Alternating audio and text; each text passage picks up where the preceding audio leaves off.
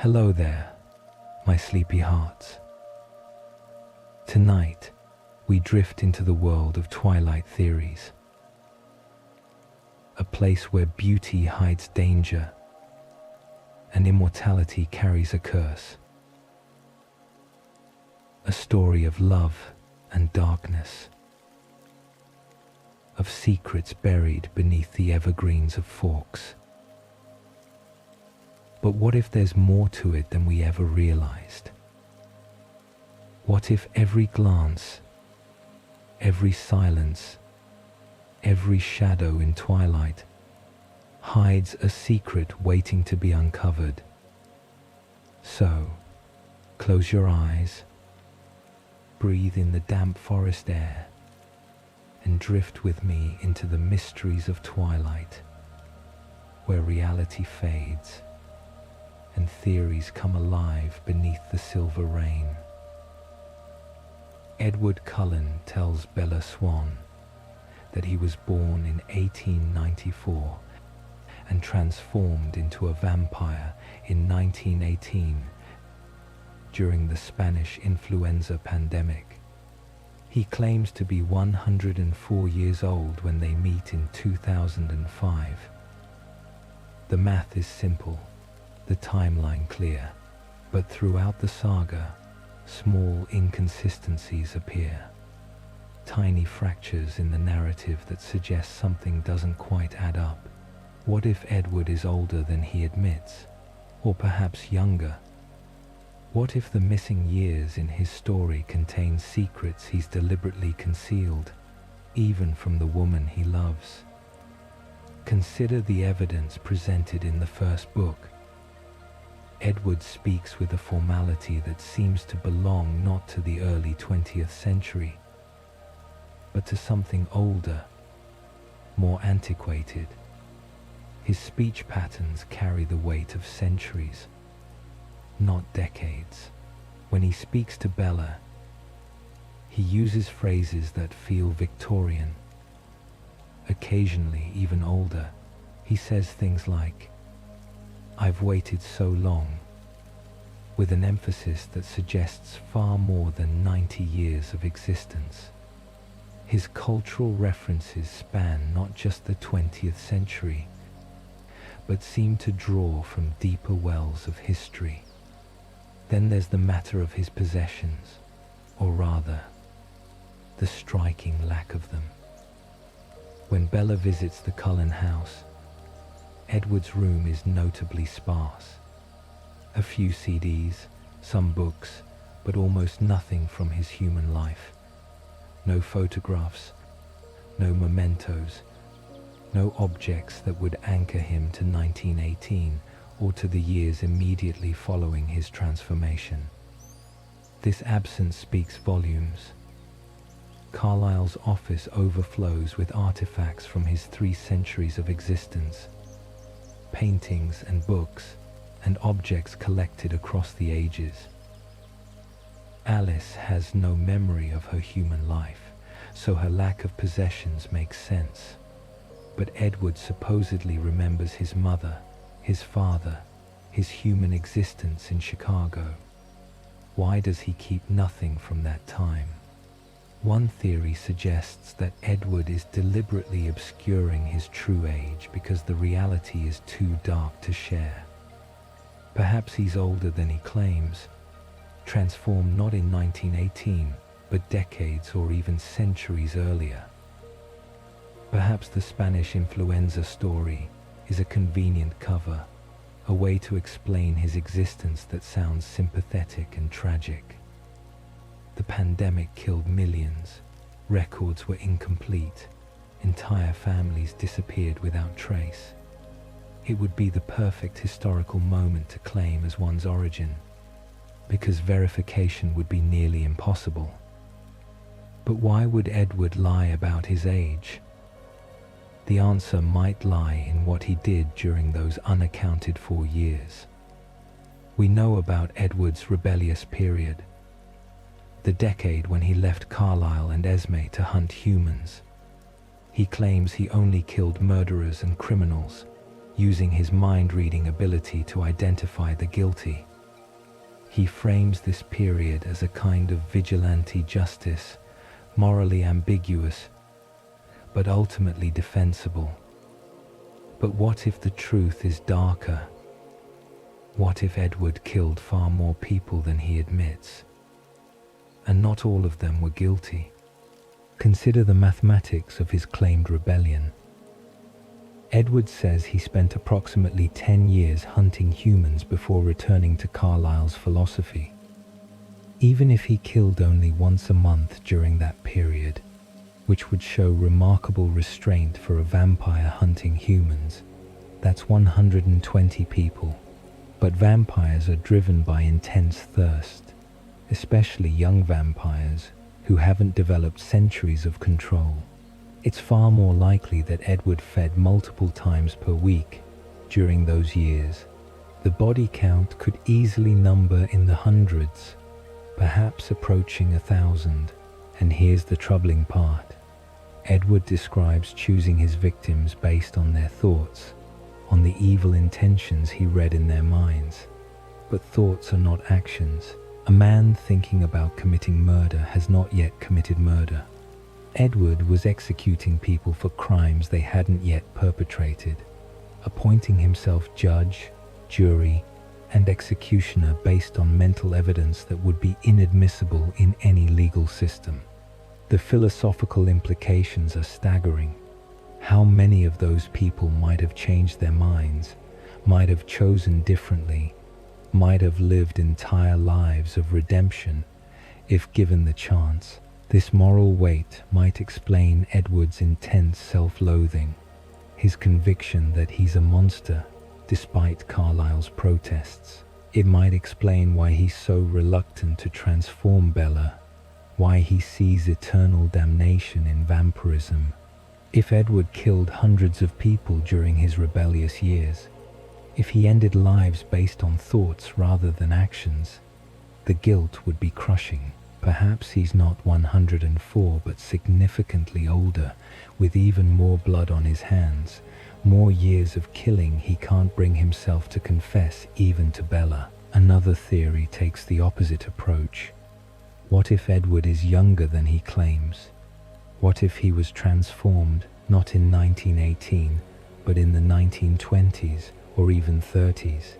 This might seem less likely, but consider the implications.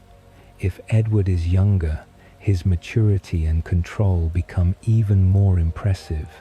His deep philosophical understanding, his musical skill, his literary knowledge, all achieved in fewer years than we believed. It would make him a prodigy among vampires, someone who developed wisdom and restraint at an accelerated pace. But more intriguingly, if Edward is younger than he claims, it suggests a different kind of deception. Perhaps he's trying to seem older, more experienced, more in control than he actually is. Perhaps his relationship with Carlyle is more complicated than the simple father-son dynamic we're shown. What if Carlyle transformed Edward not during the influenza pandemic but later, and the 1918 story is something they concocted together to explain Edward's existence?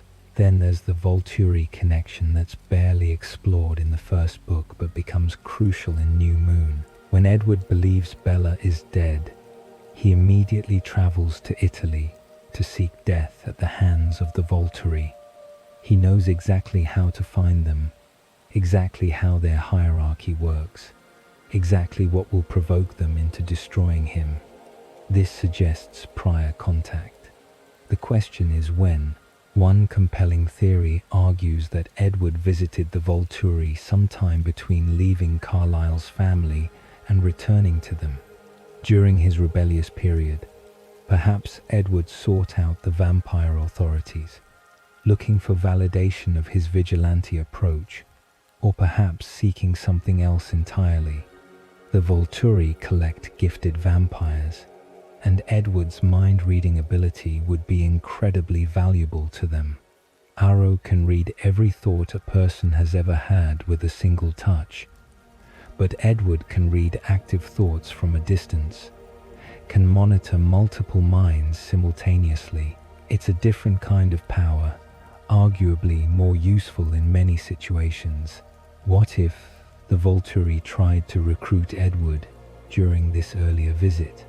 What if they offered him a place in their guard, promised him purpose and structure, the chance to use his ability in service of vampire law?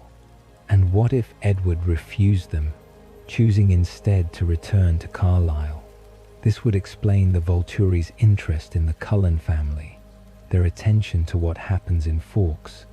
It would also explain Edward's confidence that they would grant him death, his understanding of how to manipulate them into action. But there's a darker possibility. What if Edward didn't just visit the Volturi?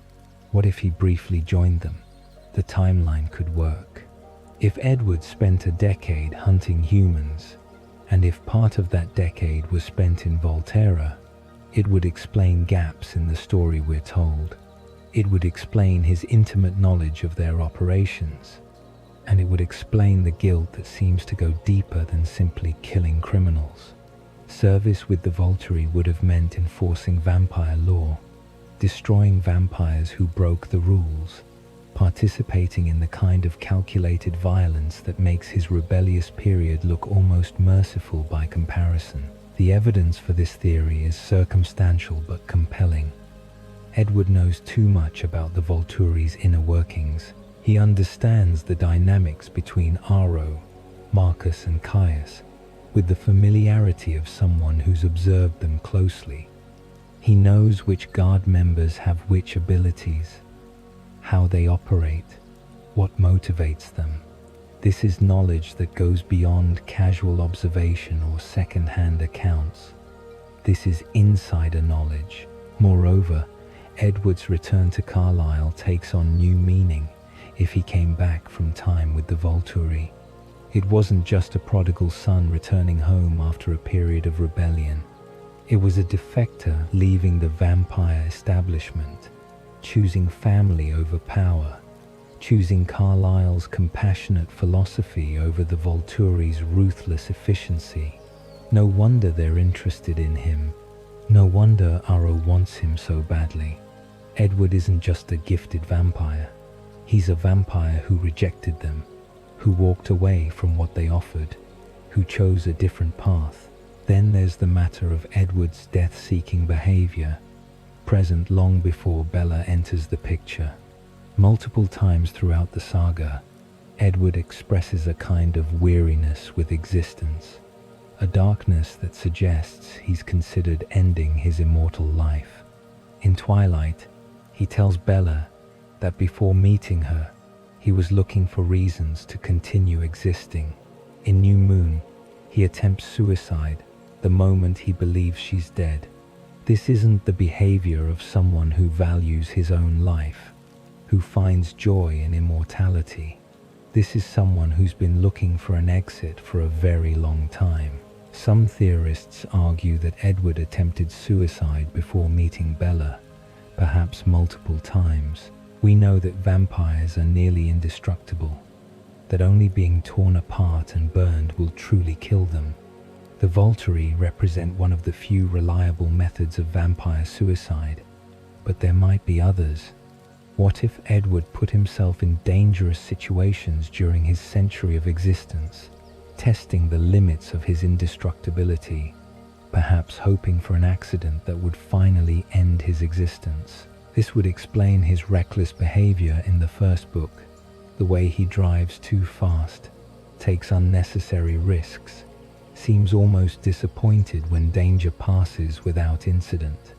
It would explain his initial reaction to Bella, the way her blood calls to him so intensely that he considers killing her and then himself rather than enduring the temptation. Edward isn't just protecting Bella from himself.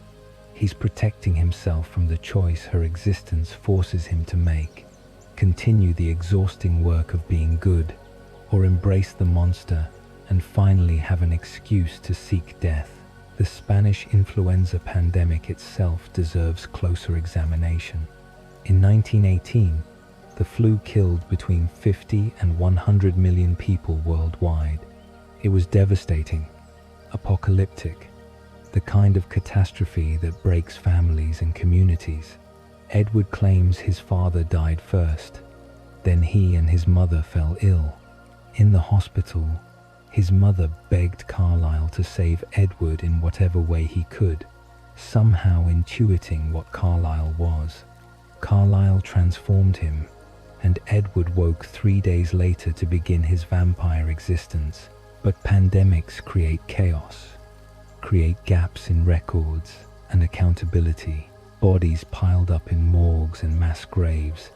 Entire families disappeared, their fates unknown. If someone wanted to fake a death, to create a new identity, to explain an existence that started somewhere else, the influenza pandemic would provide perfect cover. What if Edward wasn't dying of influenza at all? What if Carlyle found him under different circumstances, transformed him for different reasons, and they constructed the influenza story together later to create a sympathetic origin? This theory becomes more interesting when we consider Carlyle's pattern with his other creations. He transformed Esme because she was dying after a suicide attempt, saving her life because he remembered her kindness from years before. He transformed Rosalie because she was brutally assaulted and left for death. Though his motives there are more complicated. He transformed Emmett at Rosalie's request after a bear attack. The pattern suggests Carlyle only transforms people who are already dying, who have no other chance at life. But what if Edward is the exception? What if Carlyle transformed Edward, not because he was dying, but for some other reason entirely? Perhaps Edward was Carlyle's first creation, an experiment in whether vampires could be something other than monsters. Perhaps Carlyle was lonely after centuries of isolation and wanted a companion, someone who could understand his choice to abstain from human blood. If this is true, the influenza story becomes a convenient fiction, a way to make the transformation seem like a mercy rather than selfishness. And if Edward knows the truth, if he understands that Carlyle transformed him not to save his life, but to end his loneliness, the guilt and complicated feelings make more sense. There's also the question of Edward's human family, barely mentioned beyond the basic facts of their deaths. He claims to remember his mother, to remember her final plea to Carlyle. But he never speaks of his father, except to say he died first. He never mentions siblings, aunts, uncles, grandparents. He never speaks of friends, of a life in Chicago beyond the vague outline. For someone who supposedly remembers his human existence, Edward provides remarkably few details. This could be explained by the traumatic nature of his transformation, the way extreme pain and fever might have damaged his human memories. Or it could suggest that the memories he's protecting aren't his own, that the Edward Cullen identity is more constructed than we realize. Some theories push even further into speculation, suggesting that Edward might have been transformed as a child and somehow aged into his teenage appearance, or that he's much older and has been posing as Carlyle's creation rather than revealing his true origins. These theories are less supported by textual evidence, but raise interesting questions about vampire development, about what we assume versus what we know. What remains clear is that Edward's century of existence contains significant gaps, periods unaccounted for, details that don't quite align. Whether he's older or younger than he claims, whether his rebellious period was darker or longer than we're told, whether he has connections to the Volturi or other vampires we don't know about, the Edward Cullen we meet in Forks is a carefully constructed identity. He's chosen which parts of his past to reveal, which to conceal, which to reshape into something more palatable. And perhaps that's the most human thing about him. We all edit our histories, emphasize certain stories while burying others, construct identities from the fragments of our pasts that we can bear to examine. Edward has simply had more time to perfect the art, more years to practice the careful dance between truth and fiction, between the vampire he is and the vampire he wishes he were. The missing years aren't just gaps in his timeline. They're spaces where the monster he fears lives, where the truth is too dark to share even with Bella, especially with Bella, the one person whose opinion of him matters more than his own survival. From the moment Edward Cullen sits beside Bella Swan in biology class, something is wrong. He can hear every mind in the room, a constant chorus of thoughts that he's learned to filter and control over his century of existence. But Bella's mind is silent, completely, utterly silent. Where her thoughts should be, there's only void, an absence so profound it's almost physical. Edward describes it as maddening, this inability to access the one mind he most wants to understand. But the question that echoes through the saga is simple and profound. Why? The easy answer, the one provided in the text, is that Bella has a natural shield. Her mind is protected by some innate mental barrier that blocks intrusive abilities. But this explanation raises more questions than it answers. Why would a human possess such a specific defense against a supernatural threat she didn't know existed? Is it truly natural, or is there something more at work? And if Bella's immunity is natural, what does that suggest about human evolution in a world where vampires hunt among us? Consider the specificity of Bella's protection. It's not a general mental strength or force of will that anyone could develop through practice or determination. It's a targeted defense against abilities that violate mental privacy. Edward can't read her thoughts. Aro, whose gift allows him to see every thought a person has ever had with a single touch, finds her mind opaque and impenetrable. Jane, whose ability creates the illusion of burning pain directly in the victim's mind, cannot make Bella feel anything. Alec's sensory deprivation, which cuts off all sight, sound, smell, taste, and touch, slides off Bella like water off glass. But here's what's interesting. Bella's shield only protects against mental and psychic intrusions. Physical vampire abilities work on her just fine. Alice can see her in visions, though those visions disappear when Bella's decisions become entangled with the wolves. Jasper can manipulate her emotions, flooding her with calm or courage as needed. These abilities affect Bella normally because they work through different mechanisms. Alice's visions operate outside the target's awareness, seeing possible futures rather than reading present thoughts. Jasper's gift affects emotions through some kind of external influence rather than direct mental contact. This distinction is crucial. Bella's immunity isn't to all vampire powers, only to those that require penetrating her mind. It's as if she has a mental fortress, impregnable walls that keep others out, while allowing her own thoughts and feelings to operate normally within. The question is whether this fortress was built, or whether it was always there, a feature of her consciousness, rather than a defense she developed. One theory suggests that Bella's immunity is genetic, a rare mutation that occurs occasionally in the human population.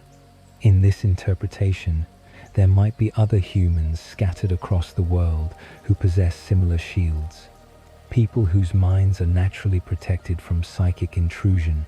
Most would never know they had this ability, because they'd never encounter vampires or other beings with mental powers. They'd live ordinary lives, their shield a useless defense against threats that never materialize. Bella is simply unlucky, or perhaps lucky, enough to fall in love with a vampire, and thus discover what she's always been. This genetic explanation has appeal. It treats Bella's immunity as a quirk of biology, no more supernatural than being born with perfect pitch or an eidetic memory. Some people's brains are wired differently, and Bella's particular wiring makes her immune to mental intrusion. It's rare, but not impossible.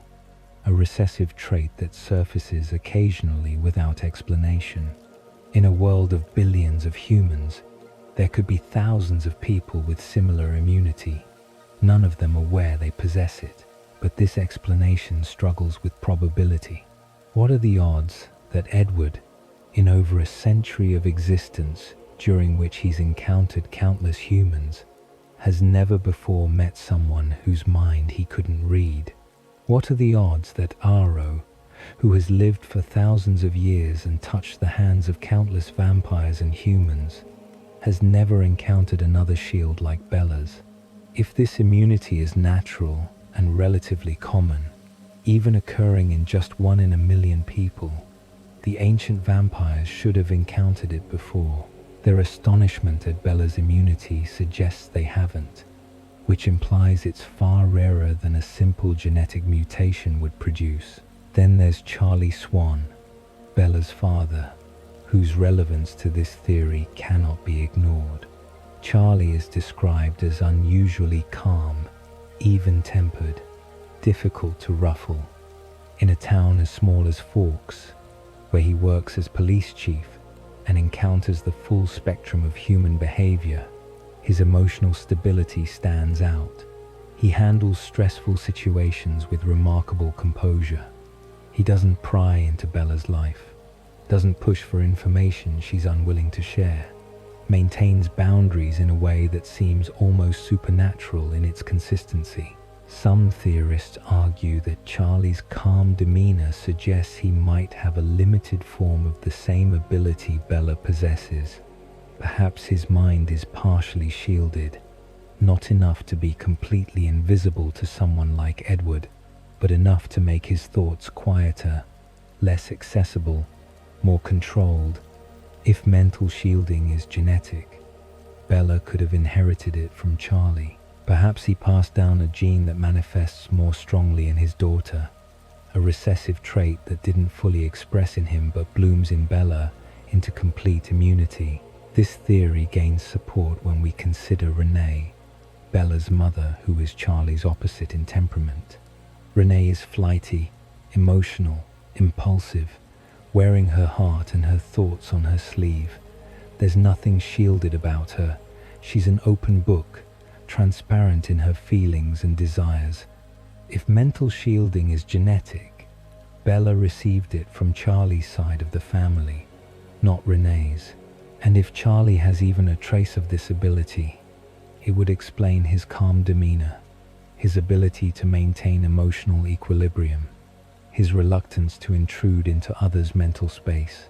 He's not just respectful of boundaries, he's instinctively aware of the importance of mental privacy in a way that suggests he values it more highly than most people. But there's a darker, more intriguing theory. Bella's immunity isn't natural at all. It's supernatural, a sign that she was always meant to become a vampire. In this interpretation, Bella's shield isn't a defense mechanism that happened to protect her from Edward's ability. It's a marker of her destiny, a sign that she was marked for transformation before she ever met Edward, perhaps before she was even born. This theory requires accepting a more mystical understanding of the Twilight universe, one where fate and destiny play active roles. It suggests that some humans are chosen, marked in ways that only become apparent when they encounter the supernatural. Bella's shield would be evidence of this marking, a supernatural trait manifesting in a human body, preparing her for the transformation to come. She was always going to become a vampire. The shield was there to protect her until that transformation could occur. Supporting this theory is the fact that after Bella's transformation, her shield not only remains but becomes dramatically more powerful. As a vampire, she can extend her protection to others, creating a bubble of immunity that covers multiple people. This suggests her shield isn't just a quirk of her human brain chemistry, but something deeper, something that exists independently of her physical form. It survives the transformation, which destroys her human body, and replaces it with something fundamentally different. If the shield were purely biological, tied to the specific structures of her human brain, it should have been destroyed when the venom transformed those structures. Instead, it not only survives but flourishes, becoming stronger and more versatile. This transformation of her ability suggests the shield was always supernatural, always more than human.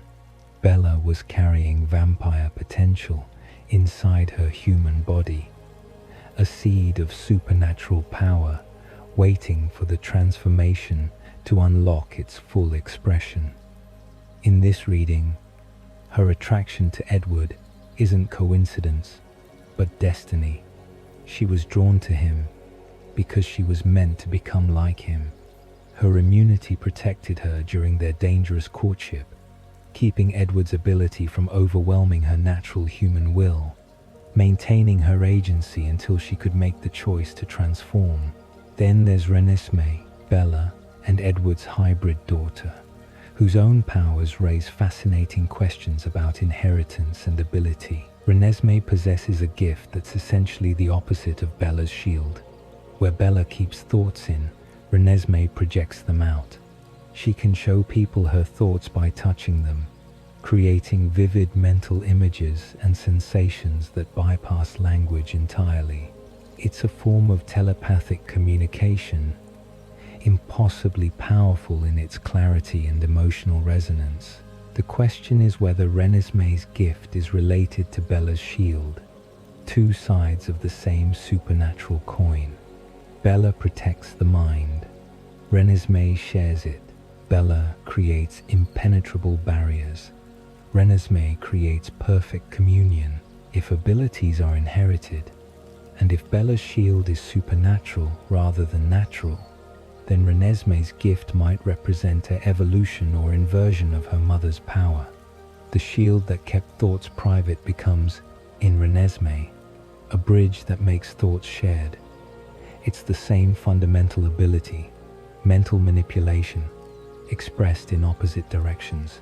This theory of inheritance becomes more compelling when we consider that Edward's telepathy should theoretically contribute to Renesmee's abilities. Edward reads minds, Renesmee projects thoughts. Both involve mental communication, though operating through different mechanisms. Renesmee's gift could be a hybrid of her parents' abilities, combining Edward's mental reach with Bella's mental power, creating something new and unprecedented. She didn't inherit her father's ability to hear thoughts or her mother's ability to block them. She developed a third option, a synthesis that takes aspects of both and creates something more powerful than either. But if Renesmee inherited supernatural abilities from Bella, it suggests those abilities were present in Bella before transformation, latent but real. You can't inherit what doesn't exist. If Renesmee's gift is connected to Bella's shield, then the shield must have been supernatural all along, not a natural human variation, but something else, something that could be passed down to a half-vampire child. Some theorists take this further, arguing that Bella might be descended from a line of humans with supernatural abilities, a hidden bloodline of psychics or witches or sensitives whose powers are subtle enough to go unnoticed in ordinary life, but strong enough to manifest as shields against vampire abilities. This would make Bella part of a secret history, a member of a human community that has adapted to a world where predators hunt with supernatural powers. Her shield wouldn't be random but inherited, passed down through generations of her family, perhaps through Charlie's line, perhaps even further back. In this theory, there could be entire families of shielded humans, people whose ancestors learned to develop mental defenses against supernatural threats. Most wouldn't know their heritage, wouldn't understand why their minds work differently, wouldn't have any reason to discover their immunity, but the trait would persist, carried in their genes, waiting for circumstances that would reveal it. Bella's relationship with Edward creates those circumstances, turning a latent ability into an active defense. Supporting this theory are Bella's dreams throughout the saga, which occasionally seem prophetic or symbolically significant in ways that exceed normal dreaming. She dreams of Edward before fully understanding what he is, dreams of danger before it manifests, dreams of transformation before it happens. Are these just anxiety dreams, the normal processing of a stressed mind? Or are they evidence of latent supernatural sensitivity, a gift related to her shield but operating in a different register? Perhaps the same quality that protects her mind also makes it more attuned to supernatural currents, more aware of dangers and possibilities that ordinary humans would miss. There's also the matter of Bella's immediate acceptance of the impossible. When Edward reveals he's a vampire, she doesn't reject the information as insane or impossible. She accepts it almost instantly, adjusting her worldview to accommodate this new reality with remarkable speed. Most humans would struggle with such a revelation, would doubt their sanity, would require extensive proof and time to accept something so contrary to their understanding of reality. Bella doesn't. She takes it in stride, as if some part of her already knew, already understood that the world was stranger than it appeared. This rapid acceptance could indicate a mind that's naturally open to supernatural possibilities, a consciousness that doesn't rigidly enforce the boundaries between possible and impossible. If Bella has latent supernatural abilities, her mind might be more flexible, more willing to accommodate realities that would shatter ordinary human certainty. The shield that protects her thoughts might also protect her from the psychological trauma of encountering the impossible, allowing her to maintain stability and function even as her entire worldview shifts. But perhaps the most compelling evidence for Bella's supernatural nature comes from the Volturi's reaction to her. When Aro encounters Bella in New Moon, touching her hand and finding her mind completely opaque to his ability, he's fascinated rather than merely surprised. He calls her gift extraordinary, speaks of it with reverence and desire. He wants her for his guard, wants to collect her ability the way he collects other gifted vampires. This intense interest suggests he recognizes something rare and valuable, something he's perhaps seen hints of before, but never in this intensity. Aro has lived for 3,000 years. He's touched the hands of countless humans and vampires, has seen every kind of ability and power. Yet, Bella's immunity impresses him, excites him, makes him willing to overlook the chaos of her relationship with Edward in favor of potentially acquiring her gift. This suggests Bella's shield isn't just rare, but potentially unique, operating at a level of power that even ancient vampires find remarkable. And here's where the theory of supernatural destiny becomes most compelling. If Bella was always meant to become a vampire, if her shield marks her as chosen for transformation, then her relationship with Edward isn't coincidence but fate. She was drawn to Fawkes, drawn to Edward, drawn into the supernatural world because that's where she was always meant to be. Her immunity protected her during the dangerous process of falling in love with a vampire, kept Edward's ability from overwhelming her will or manipulating her feelings, ensured that her choice to be with him was genuinely hers. Without the shield, Edward would have complete access to her thoughts, He would know everything she felt, every doubt and desire, every fear and hope. The power imbalance would be total. Bella would have no privacy, no space for her own internal life separate from his awareness. The relationship would be fundamentally unequal, with Edward holding all the cards, possessing all the information. But the shield creates balance. It gives Bella something Edward can't have, preserves her autonomy, maintains the mystery that keeps him fascinated. In a strange way, the shield makes their love possible by ensuring it's between equals rather than predator and prey. This interpretation suggests the shield serves a purpose beyond mere protection. It's a necessary condition for Bella's transformation, ensuring she maintains her agency and identity throughout the process.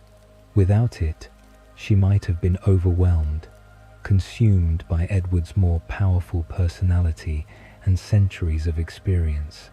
The shield keeps her separate, keeps her whole, preserves the Bella-ness of Bella even as she falls in love with something impossible. But there's a counter-argument worth considering. What if Bella's immunity has nothing to do with genetics or destiny and is instead purely psychological? What if her mind is shielded not because of some supernatural trait, but because of how she processes and protects information? People who experience trauma often develop sophisticated mental defenses, ways of compartmentalizing and protecting vulnerable parts of themselves. What if Bella, perhaps due to experiences we're never told about, developed such powerful psychological boundaries that they manifest as immunity to mental intrusion? This theory is harder to support from the text, because Bella's childhood seems relatively normal, if marked by the divorce of her parents and the reversal of typical parent-child roles with Renee. But psychological defenses don't always form in response to obvious trauma. Sometimes they develop in response to subtle emotional neglect, to the burden of being the responsible one, to the need to protect oneself in an environment where protection isn't reliably provided by others. Bella grew up taking care of her mother, managing adult responsibilities as a child, learning to keep her own counsel because Renee couldn't be relied upon for consistent support. Perhaps her shield is the supernatural manifestation of walls she built long ago, barriers that became so fundamental to her sense of self that they exist as an actual force rather than merely psychological pattern. In this reading, every human has the potential for shields or other abilities, but only those who need them badly enough, who build the right kind of mental structures, actually manifest them. Bella's shield isn't about genetics or destiny, it's about survival, about the defenses a child builds when she has to be her own parent, her own protector.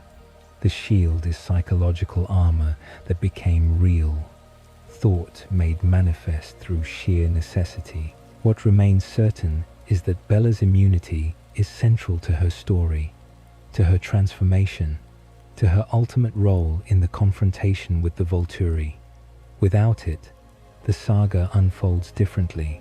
Edward might never have been interested in her, frustrated by his inability to read her thoughts, or perhaps repelled by complete access to her mundane human concerns. The Volturi might never have taken interest in the Cullens, having no reason to visit Forks, or concern themselves with a human who knew too much. Bella's shield is the catalyst for everything that follows, the unique trait that makes her matter in a world of immortals, whether natural or supernatural, genetic or psychological, destiny or coincidence. Bella's immunity marks her as special before she ever becomes a vampire. It suggests that she was never truly ordinary, never simply human. From the beginning, she carried something that set her apart, something that made her capable of existing in the space between human and vampire, between mortality and immortality. The shield didn't protect her from the supernatural world. It prepared her to enter it, to survive it, to ultimately thrive within it. And in that preparation lies a mystery we may never fully solve. A question about the nature of human potential in a world where monsters are real and some minds are fortresses that even immortals cannot breach. The Cullen family presents itself as the ideal. 7 vampires living together in harmony, abstaining from human blood, attending high school repeatedly, playing at being human with such conviction that they almost believe it themselves. Carlyle, the compassionate patriarch who transforms dying humans into vampires not out of selfishness but mercy. Esme, the nurturing mother figure whose love holds the family together, and their children, paired off in perfect romantic partnerships, supporting each other through eternity. It's a beautiful picture, almost too beautiful, and like anything that appears too perfect, closer examination reveals cracks in the facade, shadows beneath the surface, dynamics more complicated and potentially more toxic than we're initially led to believe. Start with Rosalie Hale, whose resentment toward Bella is immediate and visceral. From their first meeting, Rosalie makes her feelings clear. She doesn't want Bella in their lives, doesn't want a human knowing their secret, doesn't approve of Edward's relationship. The text frames this as jealousy, as Rosalie envying Bella's humanity, mourning the mortal life that was stolen from her. But what if the truth is more complex? What if Rosalie's feelings aren't primarily about envy, but about something darker and more protective? Consider Rosalie's history. In 1933, she was 18 years old, beautiful and privileged, engaged to a wealthy man named Royce King. She believed she had a perfect future ahead of her until the night Royce and his friends brutally assaulted her and left her dying in the street. Carlyle found her, transformed her, and she woke into immortality, having lost everything, her humanity stolen not through choice but through violence. The trauma of that experience never healed, because vampire bodies don't heal, they freeze. Rosalie is eternally suspended in the moment of her greatest violation, carrying that wound through every year of her immortal existence. Her response to that trauma was methodical revenge. She hunted down every man who hurt her, killing them one by one, saving Royce for last. She wore a wedding dress to his murder, a deliberate reclamation of the future he destroyed. But revenge, however satisfying, doesn't heal trauma. It doesn't restore what was taken. Rosalie killed her attackers and then had to figure out how to exist in a world where she would never age, never have children, never experience the normal human life she'd dreamed of. When theorists suggest Rosalie hates Bella, they're oversimplifying. Rosalie doesn't hate Bella. She fears what Bella represents. Here is a human girl choosing to become a vampire, willingly surrendering the humanity Rosalie lost involuntarily. Every time Rosalie looks at Bella, she sees someone treating as disposable what Rosalie would give anything to reclaim. It's not envy in the simple sense. It's a kind of existential horror, watching someone walk willingly into the prison Rosalie was forced into, and being unable to make her understand what she's giving up. But there's a darker reading available. What if Rosalie's resentment isn't protective but possessive? What if she sees Bella as a threat, not to the human experience Bella's abandoning, but to the family dynamic Rosalie has carefully constructed? Rosalie holds significant power within the Cullen family. She's Emmett's mate, which gives her influence over the family's strongest member. She's beautiful, even by vampire standards, which grants social capital in a culture that values physical perfection.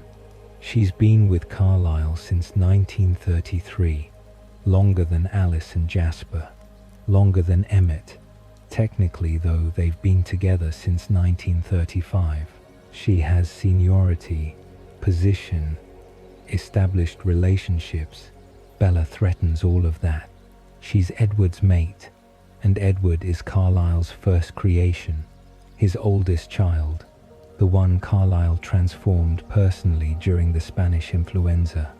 Edward holds a special place in Carlisle's heart, a position of primacy that Rosalie can never claim. If Edward's mate joins the family, she automatically gains significance through that relationship. She becomes central to Edward's happiness, which makes her central to Carlisle's concerns, which shifts the family power structure in ways that diminish Rosalie's influence. Moreover, Bella is what Rosalie can never be: chosen. Rosalie never chose vampirism.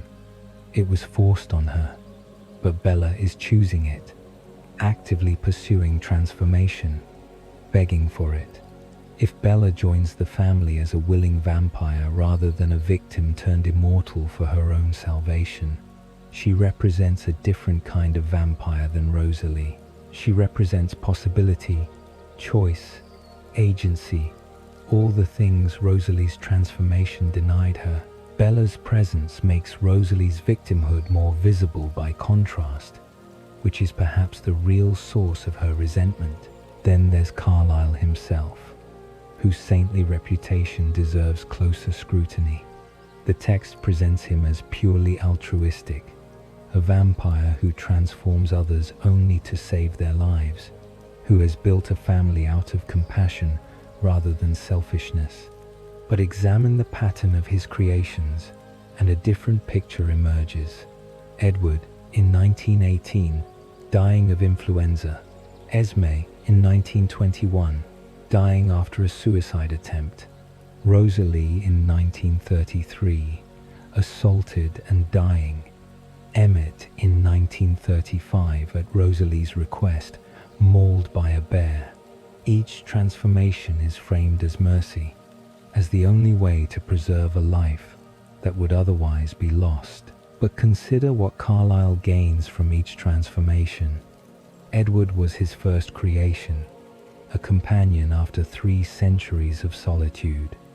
Carlisle had spent 300 years alone, the only vampire trying to abstain from human blood, convinced he was the only one who could resist the call of human prey. The loneliness must have been crushing. Then he encounters Edward dying in a Chicago hospital and makes a choice. He transforms this 17-year-old boy, creating a companion, someone who can understand what Carlisle is trying to do, someone who can validate Carlisle's belief that vampires can be more than monsters. The altruistic framing is that Carlisle saved Edward's life. The darker reading is that Carlisle was lonely and found a convenient justification to create a companion. Edward would have died regardless. By transforming him, Carlisle wasn't saving a life in any meaningful sense. He was preventing a death, which is different. He was taking someone who was about to cease existing and forcing them into eternal existence, whether they would have wanted it or not. Edward's mother's deathbed plea gave Carlisle permission, absolved him of the guilt of forcing this choice on someone unable to consent. But it doesn't change the fundamental selfishness of the act. Esme's transformation follows the same pattern. Carlisle had known Esme briefly when she was 16, and he treated her broken leg. Years later, she arrived at the morgue where he was working, having survived a suicide attempt after losing her infant son. She was dying. Carlisle recognized her, remembered her, and transformed her. Within months, they were married, or the vampire equivalent. She became his mate, his partner, the mother figure for the family he was building. But here's the uncomfortable question. Did Esme want to be saved? She had just attempted suicide. She had lost her child and decided life was unbearable. She chose death as an escape from grief. Carlyle, without her consent, without even knowing if she would thank him for it, forced her into immortality. He took away her choice to die, replaced her human grief with eternal vampire existence, and then married her. The power dynamic is staggering. She woke as a vampire, isolated and confused, with Carlyle as her only guide to this new existence. How much genuine choice did she have in becoming his mate? How much of their relationship is based on her dependence on him for understanding and survival in her new form? The text presents their marriage as romantic, as two souls finding each other across the gap between mortality and immortality. But it could also be read as a man creating a companion specifically designed to need him, to depend on him, to have no other options but him. Esme is eternally grateful to Carlyle for saving her, even though he saved her from a death she chose. That gratitude forms the foundation of their relationship, which gives Carlyle enormous power over her. Rosalie's transformation is perhaps the most troubling. Carlyle claims he transformed her hoping she would be a companion for Edward, that he saw her dying and thought she might be a good match for his son. This is presented as benevolent, another act of mercy, but think about what it means.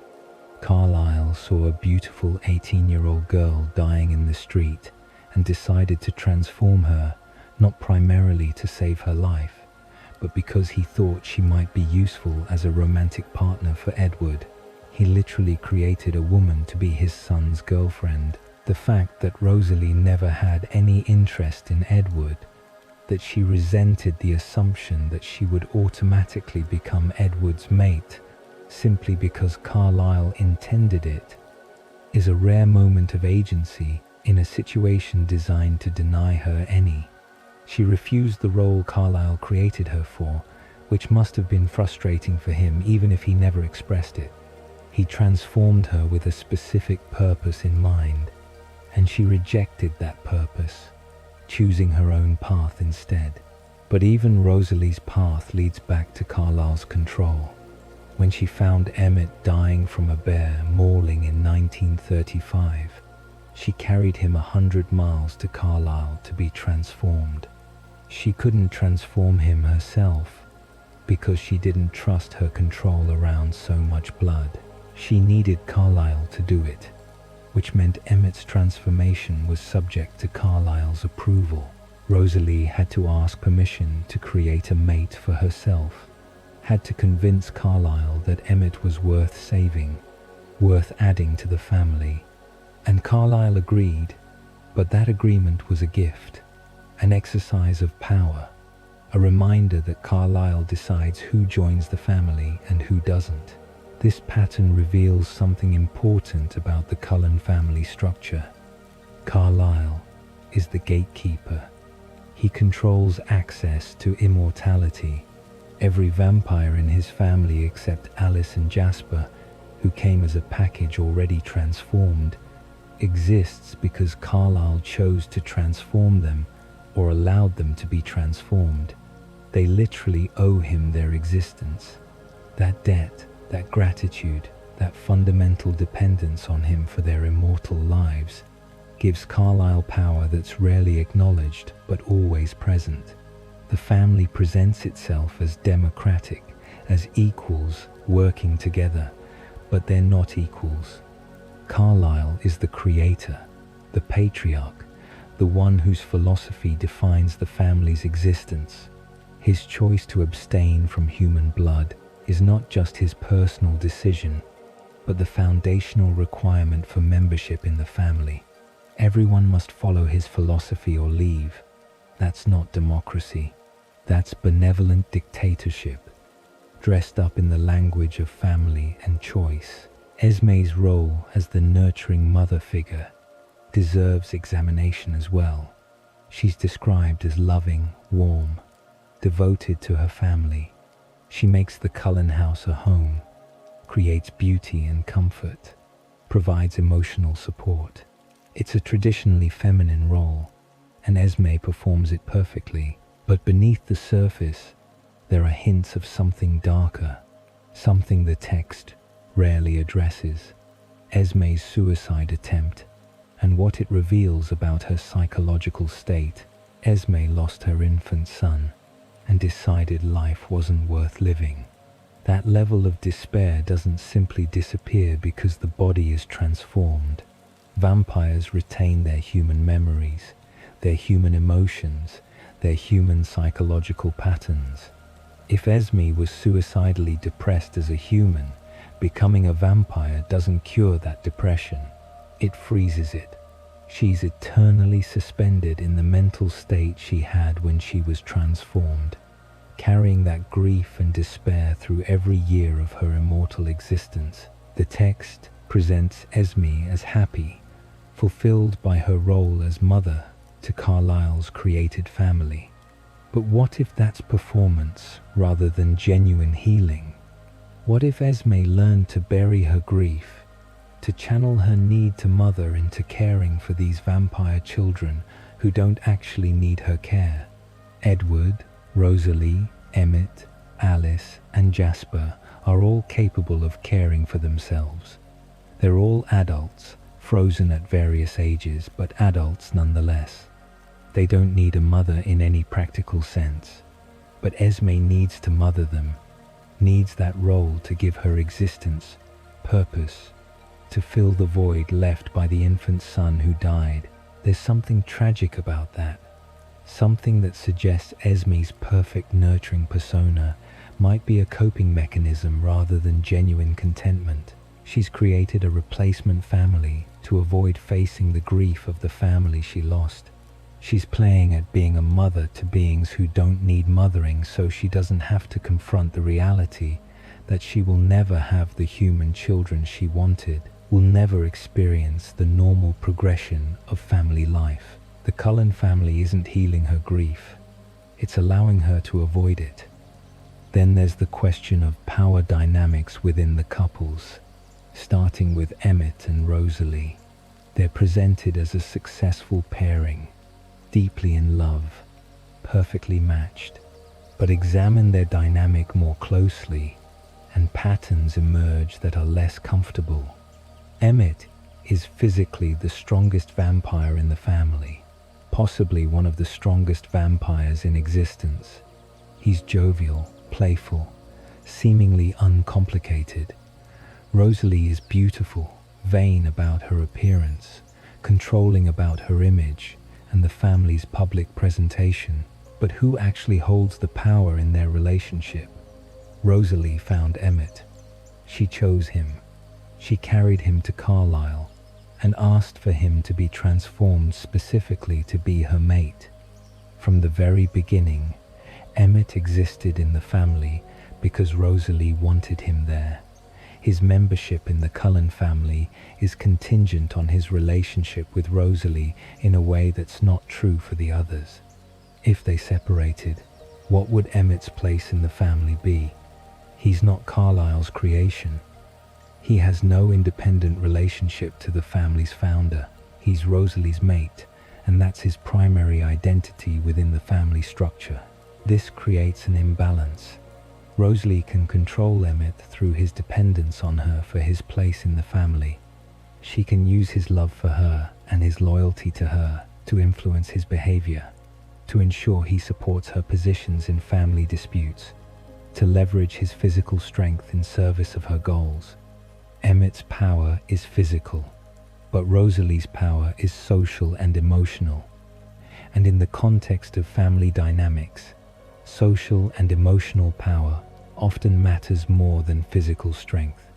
Moreover, there are hints throughout the saga that Rosalie and Emmett's relationship is volatile, that they've broken up and reunited multiple times. This pattern of breaking up and getting back together is often a sign of an unhealthy relationship, of partners who can't make it work but also can't let go. For humans, these cycles are damaging but temporary. lasting months or years until the relationship finally ends. For vampires, these patterns could continue for decades or centuries, an endless cycle of conflict and reconciliation with no possibility of growth or change because their fundamental natures are frozen. Alice and Jasper present a different kind of concerning dynamic. Alice arrived at the Cullen family with Jasper in tow, having seen in her visions that they would become part of Carlisle's family. She orchestrated their meeting, guided them to Forks, and introduced them to a way of life that Jasper found almost unbearably difficult. Jasper had spent decades training and commanding newborn vampire armies, living in constant violence, surrounded by the scent of human blood. Transitioning to the Cullen lifestyle, abstaining from human blood while living among humans, required enormous effort and self-control.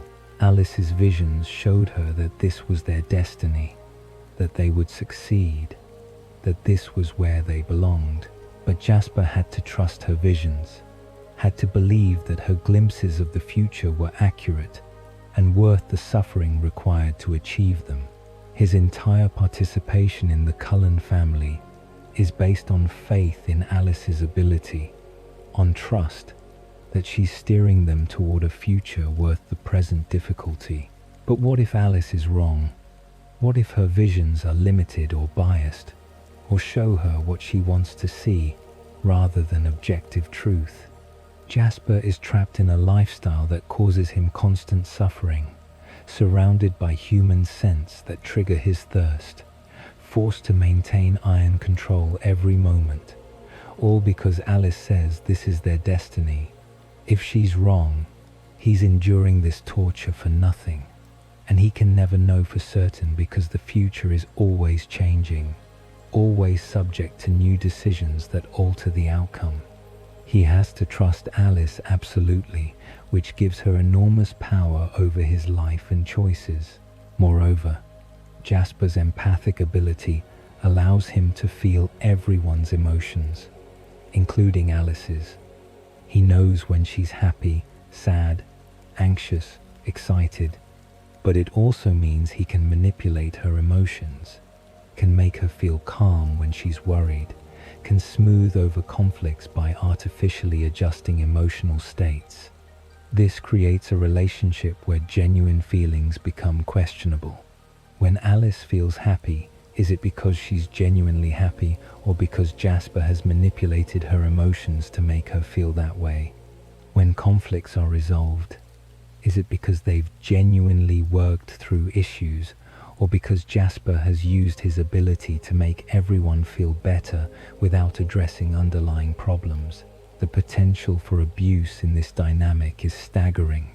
Jasper could, if he chose, make Alice feel whatever he wanted her to feel. He could control her emotional state completely, override her genuine reactions with imposed feelings. The text presents him as carefully controlled, using his ability only to help, never to manipulate. But the power is there, and power corrupts. How can Alice ever know if her feelings for Jasper are genuine or if he's subtly influenced them over decades of being together? How can Jasper know if Alice's love for him is real or something he's accidentally created through years of emotional manipulation? Edward and Bella's relationship receives significant attention and criticism, but within the context of the Cullen family, it represents a continuation of patterns rather than an exception. Edward is over 100 years old, has lived through a century of human history, has accumulated knowledge and experience that Bella can't match. When they meet, she's 17, still in high school, living in her father's house. The power imbalance is enormous, and Edward regularly uses that power to control Bella's choices. He disables her truck to prevent her from visiting Jacob. He has Alice kidnap her to keep her away from La Push. He leaves her in New Moon, making a unilateral decision about their relationship, without giving her any voice in the matter. He insists that marriage must precede transformation, imposing his old-fashioned values on her despite her repeatedly expressed discomfort with marriage. Throughout their relationship, Edward makes major decisions about Bella's life, overriding her stated preferences because he believes he knows better what's good for her. The text frames this as protective, as Edward trying to keep Bella safe from dangers she doesn't fully understand. But it's also deeply controlling, a pattern of behavior that in a human relationship would be recognized as abusive. Edward doesn't trust Bella to make her own choices, to assess her own risks, to decide what she's willing to endure. He treats her as a child who needs to be managed, rather than as a partner whose autonomy deserves respect. And the Cullen family enables this behavior. They don't challenge Edward's controlling tendencies. They support his decisions to restrict Bella's freedom, to manipulate her choices, to override her stated desires. Carlyle, who should theoretically be concerned about the ethics of his son's behavior, remains silent. Esme supports Edward's decisions even when they hurt Bella. The family prioritizes Edward's comfort and Edward's needs over Bella's autonomy, which reveals something important about their values. Family loyalty trumps ethical treatment of outsiders. This becomes especially apparent in how the family treats Bella before her transformation. She knows their secret, which puts all of them at risk from the Volturi. She's a constant temptation to Jasper, whose control around human blood is still tenuous. Her presence in their lives creates complications and dangers that wouldn't exist if Edward had never gotten involved with her. But instead of blaming Edward for creating this situation by pursuing a relationship with a human, the family blames Bella for being human, for being vulnerable, for needing protection. Rosalie is the only one who openly expresses this resentment, but the others likely feel it, even if they're too polite to say so.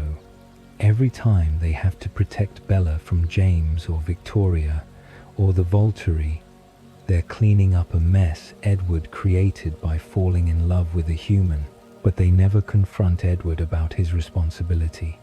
They never suggest that maybe he should end the relationship for everyone's safety. They enable his obsession with Bella and then resent her for the consequences of his choices. This pattern reveals the fundamental dysfunction in the Cullen family.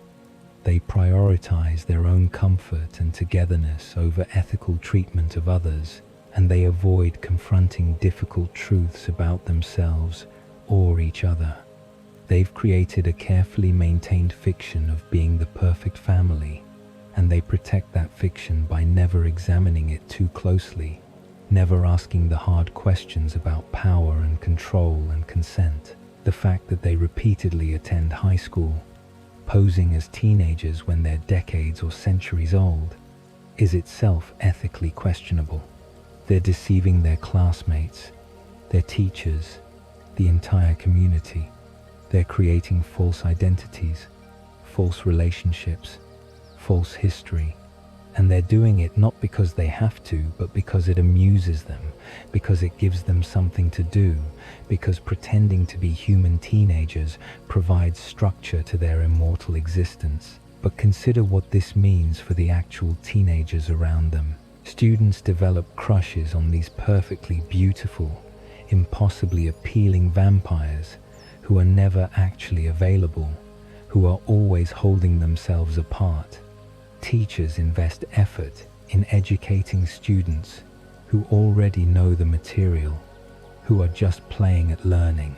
The entire community is being used as unwitting extras in the Cullens' performance of humanity, never knowing that they're interacting with predators who could kill them with casual ease.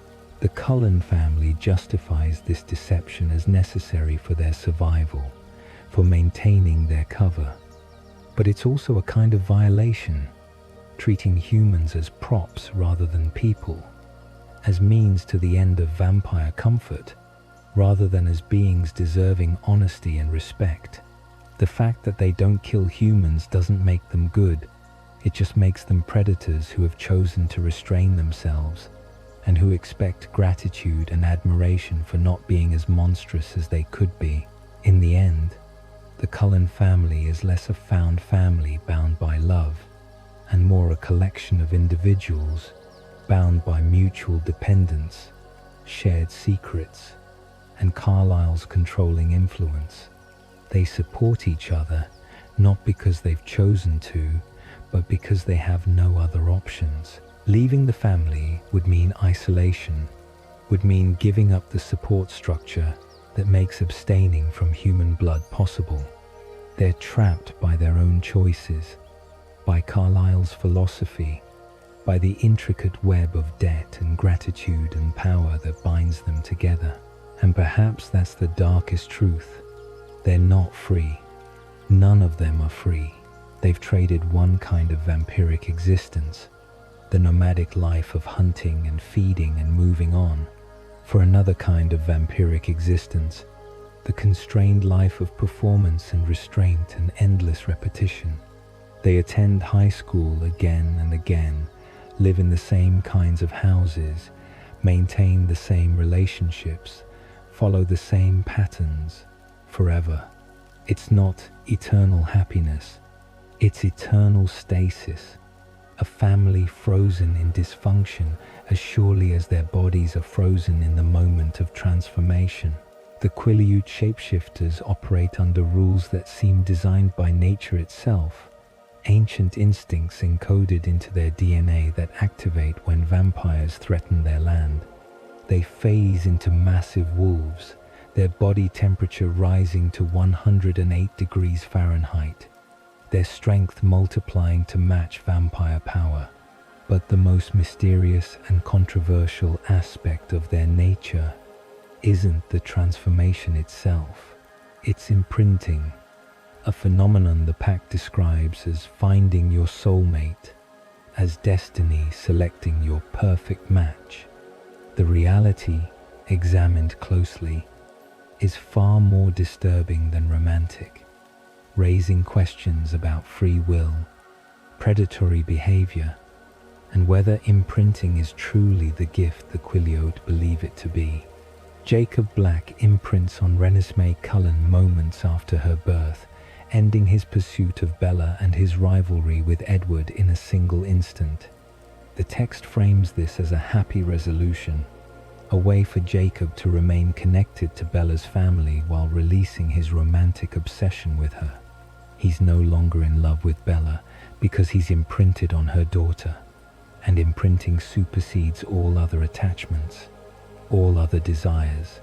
It's presented as inevitable, natural, right. But strip away the romantic framing and examine what actually happens. A grown man develops an unbreakable bond with an infant, a bond that will eventually become romantic when she reaches maturity.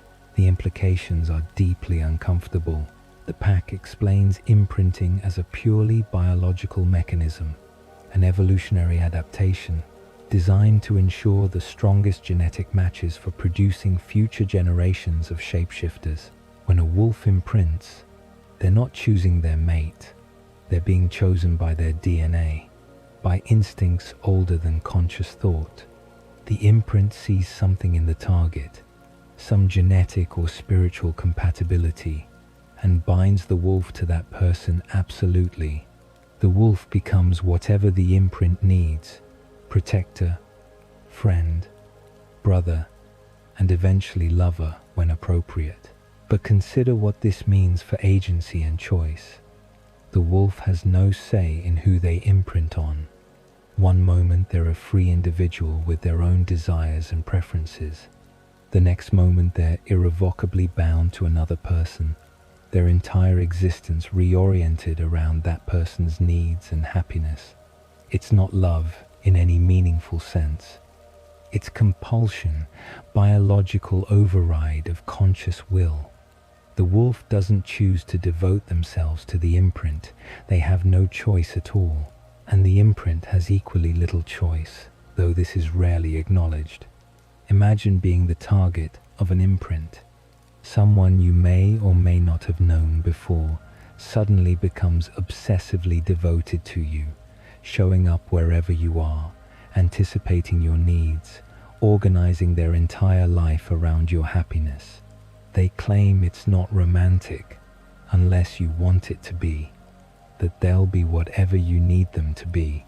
But the underlying reality is that this person is biologically compelled to pursue a relationship with you, and that relationship is destined to become romantic eventually. How can genuine consent exist in that dynamic? The imprint knows that the wolf is literally incapable of leaving, incapable of losing interest, incapable of choosing anyone else. Any relationship that develops occurs in the shadow of that knowledge. The imprint might genuinely develop feelings for the wolf, or they might feel pressured by the intensity of the wolf's devotion, guilty about the idea of rejecting someone who cannot help their attachment. The power dynamic is fundamentally skewed because one party has choice and the other doesn't. Jacob's imprint on Renesmee magnifies these problems exponentially. Because Renesmee is an infant when it happens, Jacob insists he's not romantically interested in a baby, that the imprint bond will remain platonic until she's old enough for romance. But he's still bound to her from birth, present throughout her childhood, positioned as the most important person in her life, aside from her parents. He's essentially grooming her, though the text would never use that word, preparing her from infancy to eventually see him as a romantic partner. Renesmee will grow up with Jacob as a constant presence, devoted and attentive and always there. She'll internalize his devotion as normal, as something she deserves and should expect. And when she reaches physical and emotional maturity, whenever that is for a half-vampire hybrid, the expectation will be that their relationship transitions from friendship to romance. But how can she genuinely choose that transition when she's never known life without Jacob's imprinted devotion? How can she separate her real feelings from the grooming she's experienced since birth? Some theorists argue that Jacob's imprint on Renesmee wasn't random but predetermined, that he was actually being drawn to Bella not for herself, but because she would one day give birth to his imprint. This theory attempts to explain Jacob's intense, irrational attraction to Bella, an attraction strong enough that he pursued her despite her clear commitment to Edward, despite the pain it caused everyone involved. Despite the impossibility of the situation, if Jacob was being unconsciously drawn to his future imprint, his behavior makes more sense. He wasn't actually in love with Bella. He was being pulled toward Renesmee before she even existed. But this theory, while explaining Jacob's behavior, makes the situation even more disturbing.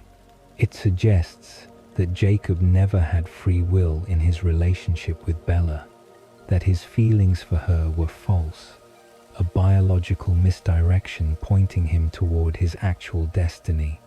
Every moment of his romantic pursuit, every declaration of love, every attempt to convince Bella to choose him was based on a lie. He thought he loved Bella, but he was actually being manipulated by instincts he didn't understand, drawn to her as a vessel for the child he would eventually imprint on. And if this is true, it raises horrifying questions about imprinting's true nature. Is it really about finding compatible mates for reproduction, or is it about something else entirely? What if imprinting is less about love and more about control? About ensuring the continuation of the shapeshifter line regardless of individual preference or choice? What if it's a mechanism that overrides individual autonomy in service of species survival, treating both the wolf and the imprint as reproductive resources rather than people? The genetic aspect of shapeshifting raises its own questions. Not all Quileute descendants become wolves. The gene is carried through the bloodline but only activates in some individuals, specifically when vampires are near, when the ancient threat returns and defenders are needed. This suggests the shape-shifting ability is dormant most of the time, waiting for specific environmental triggers. But why do some carry the gene and others don't? Why does it activate in Jacob, Quill, Embry, Sam, and the others, but not in every Quileute descendant? One theory suggests that vampires deliberately triggered the wolf gene, that their presence in Forks wasn't coincidence, but a calculated action designed to activate the ancient defense mechanism. But why would vampires want to create their natural enemies? The answer might lie in what the shapeshifters actually are. They're not werewolves in the traditional sense, not cursed humans who transform under the full moon. They're humans with an inherited ability to take wolf form, an ability that grants them enhanced strength, speed, healing, and lifespan as long as they continue phasing. What if ancient vampires encountered the Quileute, recognized their potential, and did something to their bloodline, introduced some element that would create these powerful defenders? The treaty between the Cullens and the Quileute tribe goes back to Carlyle's first visit to the area, but the legends go back much further, centuries into the past. What if the relationship between vampires and shapeshifters is more complicated than simple enmity? What if there's a symbiosis buried in the history, a reason why vampires would want wolves to exist even though wolves can kill them? Consider the wolves' role in the vampire world. They protect human populations from vampire predation in specific territories. They create zones where vampires cannot easily hunt, where humans are defended by beings powerful enough to challenge vampire strength. This forces vampires to be more careful, more controlled, to hunt in ways that don't attract wolf attention. In essence, the wolves regulate vampire behavior, preventing the kind of indiscriminate slaughter that might draw human attention and threaten vampire secrecy. From this perspective, the wolves serve vampire interests by maintaining the masquerade, by ensuring that vampires can continue existing in a world of humans who don't know monsters are real. The wolves prevent vampire excess, which prevents human awareness, which protects all vampires from being hunted to extinction by the far more numerous human population. The treaty isn't just a local agreement between the Cullens and the Quileute. It's a microcosm of a larger relationship that benefits both species. But if this is true, it suggests the Cold Ones, the ancient vampires, were far more strategic than simple predators. They recognized that unchecked vampire predation would eventually provoke human response, organization, retaliation. So they created or enhanced or manipulated the wolf gene, ensuring that some human populations would develop defenses that could check vampire power without fully eliminating vampires. It's a balance, a system of checks that allows both species to survive. This theory positions imprinting as another control mechanism, a way to ensure wolves remain tied to their territories and their roles as defenders. If wolves imprint on local individuals, they can't leave. They're bound to specific places by their bonds to specific people. This prevents the wolves from abandoning their territories, from shirking their role as vampire regulators. It's genetic imprisonment, disguised as destiny and love. Billy Black, Jacob's father and a Quileute elder, knows more about tribal history and wolf legends than he reveals. Throughout the saga, Billy warns Bella about the Cullens, delivers cryptic messages through Jacob, maintains the treaty with a seriousness that suggests he understands the stakes better than the younger generation. But what does Billy actually know? How much of the tribal history is true, and how much has been distorted or lost over generations of oral tradition? The legends speak of spirit warriors who could leave their bodies and transform into wolves to fight the Cold Ones. They speak of a chief named Taha Aki, who led the tribe and established the shape-shifting bloodline. They speak of treaties and battles and sacrifices made to protect the people. But legends are rarely completely accurate. Their stories shaped by cultural needs, by the desire to make sense of inexplicable events, by generations of retelling that emphasize some elements while forgetting others. What if Billy knows the legends aren't complete, that there are secrets the elders have kept even from pack members? What if the true relationship between vampires and wolves is darker or more complicated than the simple enmity the legends describe? Billy's warnings to Bella might not be about protecting her from vampire danger, but about protecting her from truth, from knowledge that would undermine the simple narrative the tribe has built. Then there's the question of imprinting failure or resistance. The text presents imprinting as absolute, unbreakable, impossible to resist or redirect. But is that actually true? Sam Yulee was in love with Leah Clearwater, dating her, presumably planning a future with her. Then he phased, imprinted on her cousin Emily, and his feelings for Leah vanished instantly. He broke Leah's heart, destroyed her relationship with Emily, and felt terrible about it. But the imprint superseded everything. He had no choice. Or did he? What if imprinting can be resisted, and Sam simply chose not to resist because the pull was easier than fighting it? What if wolves accept imprinting because it absolves them of responsibility for their choices, because they can blame their behavior on instinct rather than acknowledging their own agency? Sam hurt Leah terribly, betrayed her trust, abandoned their relationship. Blaming that on imprinting is convenient. It makes him a victim of biology rather than someone who chose new love over existing commitment.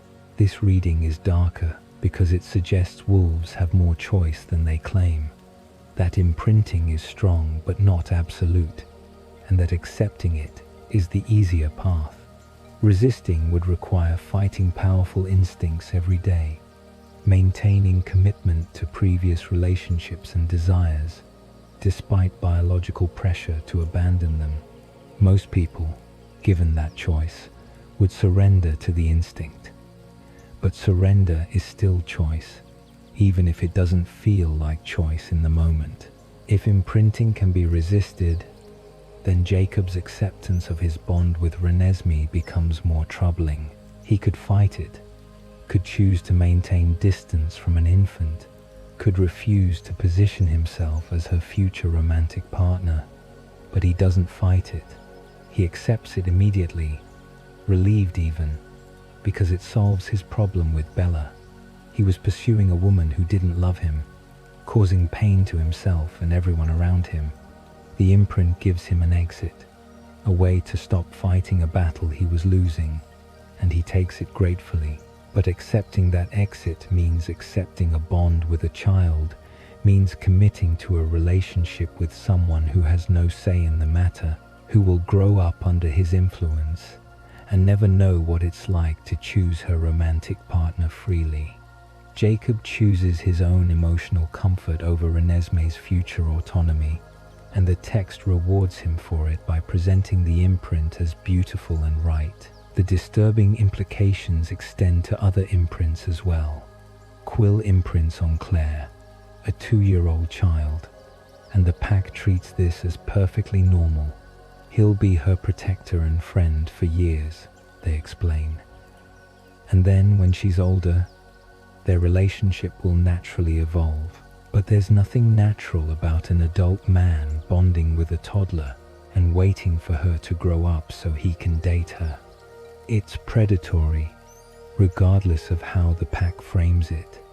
regardless of magical explanations about destiny and soulmates.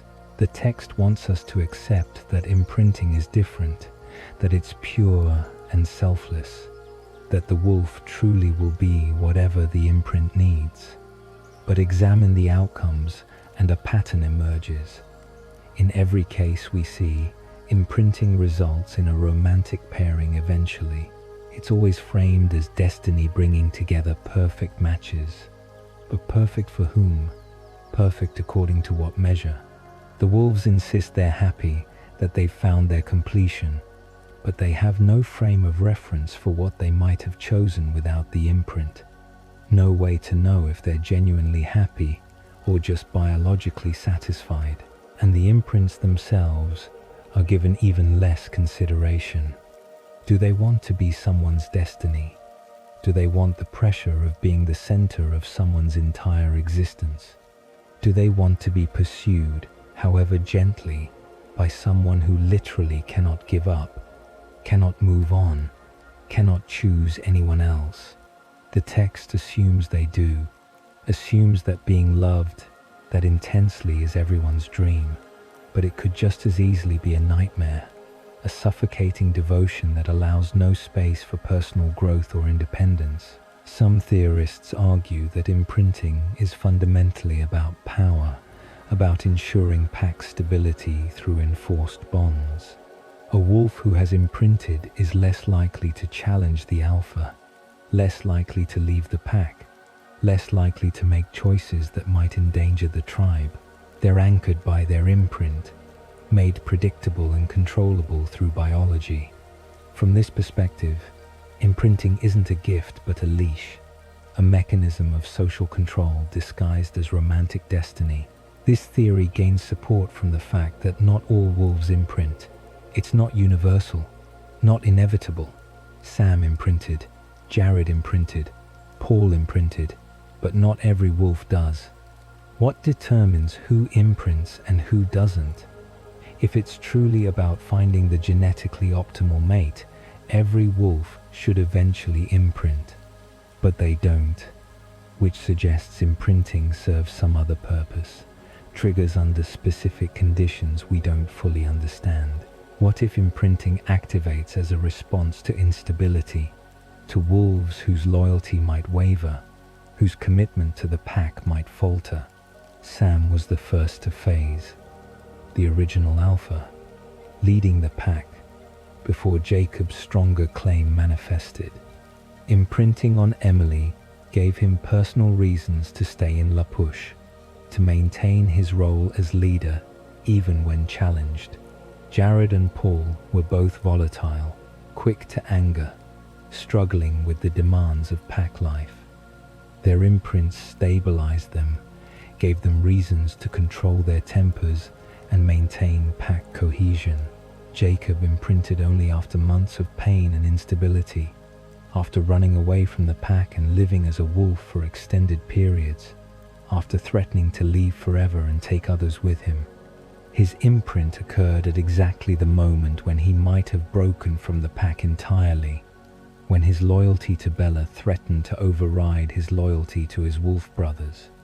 The imprint prevented that break, anchored him not just to Renesmee but through her to the Cullens, to Fawkes, to his role as defender of the territory.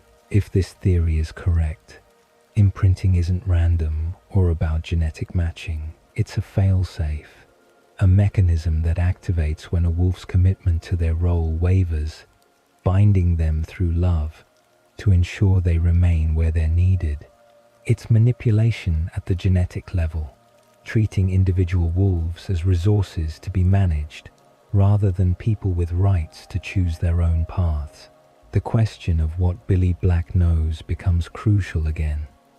As a former shapeshifter himself, Billy experienced the transformation, lived in a pack with a wolf's enhanced senses and instincts. He would have felt, if imprinting was approaching, would have recognized the signs in others. He would understand the mechanics of it in ways that younger wolves, caught up in the intensity of new imprints, might not. Billy's warnings to Bella, delivered through Jacob, suggest he recognizes dangers the younger generation doesn't see. He knows the Cullens are vampires, knows they're cold ones from the legends, knows the treaty is all that keeps peace between the species. But he might also know things about imprinting that he chooses not to share, uncomfortable truths about how it works and what it means for wolves' autonomy.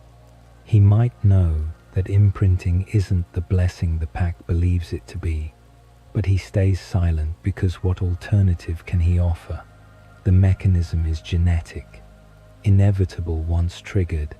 Warning about it wouldn't prevent it, would only make wolves resentful and miserable. The relationship between shapeshifters and vampires extends beyond the Cullens and the Quileute. The legends speak of cold ones appearing in the area centuries ago, of battles and treaties and uneasy peace. But vampires are global, have existed for thousands of years in every part of the world. Why do shapeshifters only appear in the Pacific Northwest, in this specific tribe with this specific bloodline? Are there other populations of humans with similar abilities, other defenses that evolved in response to vampire predation? The text suggests the Quileute are unique, or nearly so, their shape-shifting ability a rare adaptation. But if vampires have been hunting humans for millennia, other populations should have developed defenses. Maybe they have, and we simply don't see them in the Twilight Saga, because the story is geographically limited. Maybe there are shapeshifters in other forms scattered across the world, humans who can transform into other animals or who possess different supernatural abilities in response to vampire threat. Or maybe the Quileute are unique because vampires made them that way, because some ancient vampire or coven did something to their bloodline specifically, creating defenders for reasons we don't understand. Perhaps it was an experiment, or an accident, or a deliberate choice by vampires who recognized that their species needed regulation to survive. The truth is buried in history, too old to verify, lost in the gap between legend and fact.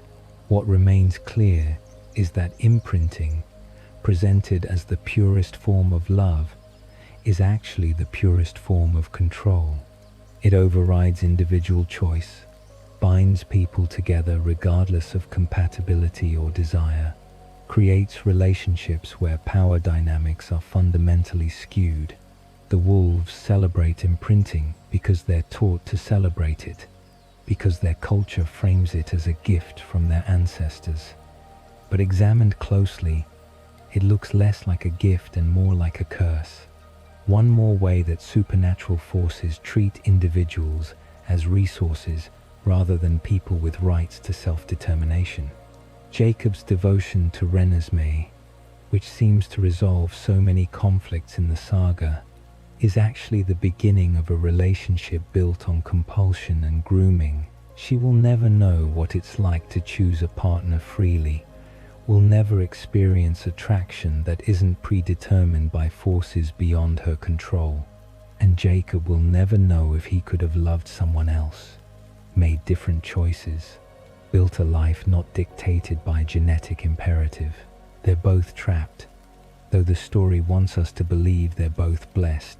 And that dissonance between what we're told to feel and what the situation actually represents is perhaps the most disturbing element of all. In the vampire world, power is measured not in physical strength alone, but in influence, in the ability to shape events across centuries, to manipulate the flow of vampire society toward desired ends. At the apex of this power structure sits the Volturi, 3 ancient vampires who have ruled from Volterra, Italy for over 3,000 years. Arrow, Marcus, and Caius, supported by their guard of gifted vampires, enforce the laws that keep vampire society hidden from human awareness. They are presented as necessary, as the authority that prevents vampire excess and maintains the secrecy that protects all vampires from human retaliation. But examine their actions more closely and a different picture emerges. Not protectors but collectors, not enforcers but manipulators, orchestrating conflicts and crises to serve their own agenda of accumulating power. Arrow is the face of the Volturi, the spokesman, the one who greets visitors with false warmth and calculated interest. His gift allows him to read every thought a person has ever had with a single touch, accessing memories and knowledge with perfect clarity. It's an extraordinary ability, making him perhaps the most informed being in the vampire world. He knows secrets that people have forgotten they possess, can verify truth or deception with absolute certainty, can accumulate knowledge from every vampire he encounters. This gift has made him dangerous in ways that go far beyond simple mind reading. But Arrow's gift has limitations. He must touch someone to read them, which means he must be close, must have physical contact, and he can only read what someone has already thought or experienced. He cannot predict the future like Alice, cannot see what hasn't yet happened. This limitation drives much of his behavior, his desire to collect gifted vampires whose abilities complement his own. He surrounds himself with Jane and Alec, whose offensive abilities protect him, with Dimitri, whose tracking ability ensures no one can hide from the Volturi, with Chelsea, whose gift may be the most important of all. Chelsea can manipulate emotional bonds, strengthening or weakening relationships with supernatural precision. She can make someone love the Volturi, feel loyalty where none existed before. She can break bonds between mates, between family members, between covens, severing connections that should be unbreakable. This ability makes her invaluable to Aro because it allows him to acquire gifted vampires without their genuine consent. Chelsea simply makes them want to join the Volturi, rewrites their emotional landscape until serving in the Guard feels natural and right. How many of the Volturi Guard joined willingly, and how many had their loyalties artificially manufactured?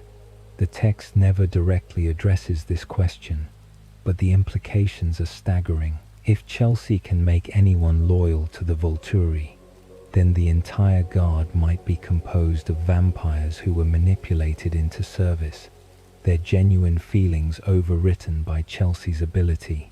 They believe they're serving by choice, but that belief itself might be manufactured. This raises disturbing questions about Marcus, one of the three ruling vampires, whose gift is seeing the emotional bonds between people. Marcus is described as profoundly depressed, barely engaged with existence, going through the motions of ruling without enthusiasm or interest. The text explains this as grief, the result of losing his mate Didymi centuries ago. But what if Marcus's depression has a different source? What if he can see what Chelsea does, can perceive when she manipulates bonds, and the knowledge of how many relationships in the Volturi are artificial has broken something in him? Marcus sees the truth of emotional connections, can distinguish genuine bonds from manufactured ones. If the Volturi Guard is held together by Chelsea's manipulations rather than authentic loyalty, Marcus would know. He would see that his own ruling partnership with Aro and Caius might be compromised, that his own feelings might have been adjusted by Chelsea to ensure his cooperation. The depression that characterizes him might not be grief but existential horror, the understanding that he cannot trust his own emotions, cannot know which of his feelings are real and which are Chelsea's creations. Some theorists argue that Aro had Didymi killed specifically to control Marcus, that her death wasn't the tragic accident the Volturi claim, but a calculated murder designed to break Marcus's spirit and make him dependent on the Volturi structure for continued existence. If Marcus suspects this but cannot prove it, if he knows Aro is capable of such betrayal but lacks evidence, his depression makes even more sense. He's trapped in an eternity of serving alongside his mate's possible murderer, unable to act, unable to leave, unable even to be certain of his own suspicions, because Chelsea might have adjusted his feelings about the situation. The Volturi's visit to Fawkes in Breaking Dawn, ostensibly to destroy the immortal child they believe the Cullens have created, reveals their true priorities. They arrive in force, bringing nearly their entire guard, prepared for battle. But when they discover Renesmee is not an immortal child but a hybrid, that the Cullens have broken no law, Aro doesn't simply apologize for the misunderstanding and leave. He searches for other justifications to attack, other excuses to destroy the Cullens or take their gifted members. His interest in Alice is barely concealed. His desire to add her precognitive abilities to his collection, obvious to everyone present. This suggests the immortal child accusation was never the real reason for the Volturi's visit. It was a pretext, an excuse to come to Fawkes with overwhelming force and manufacture a situation where they could legally justify destroying the Cullens and acquiring their gifted members. Aro wanted Alice from the moment Edward described her abilities to him in New Moon. He wanted Edward as well, wanted Bella once her shield manifested. The Volturi don't just enforce laws, they create situations where breaking laws seems inevitable, where covens make mistakes that justify Volturi intervention and the seizure of talented vampires. Consider the pattern of Volturi interventions throughout vampire history. They destroy covens that break the law, that create immortal children, or reveal themselves to humans or challenge Volturi authority. But how many of those situations were orchestrated by the Volturi themselves? How many times did they send someone to provoke a coven, to encourage law-breaking, to create the chaos that would justify their arrival? With Chelsea's ability to manipulate bonds and Aro's ability to read minds, they could easily identify covens with gifted members, could manufacture crises that would force those covens into situations where they'd need to choose between joining the Volturi or being destroyed. The immortal child law itself is worth examining. Immortal children are vampire children, humans transformed before they reached physical and emotional maturity. They're described as impossibly beautiful, utterly irresistible to human observers, and completely incapable of controlling their thirst. They attract attention, endanger the secret of vampire existence, and cannot be taught or restrained because their minds are frozen in childhood, capable of tantrum and impulse, but not reason or self-control. The Volturi claim they destroy immortal children to protect all vampires from exposure, but the law is absolute, allowing no exceptions, no consideration of circumstances. Any vampire who creates an immortal child is destroyed along with their entire coven, everyone who knew about the child and failed to report it. It's collective punishment, guilt by association, a draconian response that goes far beyond what's necessary to eliminate the immediate threat. This suggests the law serves purposes beyond vampire security. It creates fear, establishes the Volturi's absolute authority, and provides justification for destroying entire covens when convenient. Moreover, the Volturi's response to Renesmee reveals their willingness to manipulate the law for their own purposes. Irina reports seeing what she believes is an immortal child, and the Volturi don't investigate before arriving in force. They don't send a messenger to ask questions, don't attempt to verify the accusation. They simply mobilize their entire guard and travel to Fawkes prepared for immediate execution. This suggests they were hoping for an excuse to confront the Cullens, that Irina's accusation was a convenient pretext rather than a genuine concern. When they arrive and discover Renesmee is a hybrid rather than an immortal child, Aero doesn't admit his error and withdraw. He searches for other crimes to prosecute. He questions whether hybrids are dangerous, whether they might become dangerous, whether the Cullens can prove Renesmee won't be a threat. He's manufacturing justifications, trying to find legal grounds for an attack he's already decided to make. Only the arrival of witnesses from covens around the world, the presence of other hybrids who prove Renesmee isn't unique or necessarily dangerous, forces him to back down. But even in backing down, Aero issues warnings, makes clear that the Volturi will be watching the Cullens, that any future infractions will be met with immediate destruction. He turns a situation where the Volturi were clearly in the wrong, where they nearly executed an innocent family based on false accusations, into a demonstration of Volturi power and a threat of future intervention. It's masterful manipulation, maintaining the Volturi's position of authority, even in defeat. This incident suggests a larger pattern. The Volturi manufacture crises to justify expansion of their power and collection of gifted vampires. They don't simply enforce existing laws, they interpret laws in ways that serve their interests, create new precedents that expand their authority, and use their position as enforcers to eliminate rivals and acquire resources. They're not maintaining order.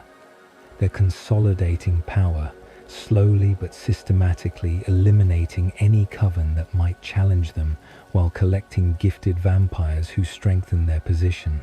The question of what the Volturi are preparing for becomes crucial. They've been ruling for 3,000 years, have accumulated dozens of gifted vampires in their guard, have established absolute authority over vampire society. What threat requires this level of power and preparation? Are they simply maintaining control for its own sake?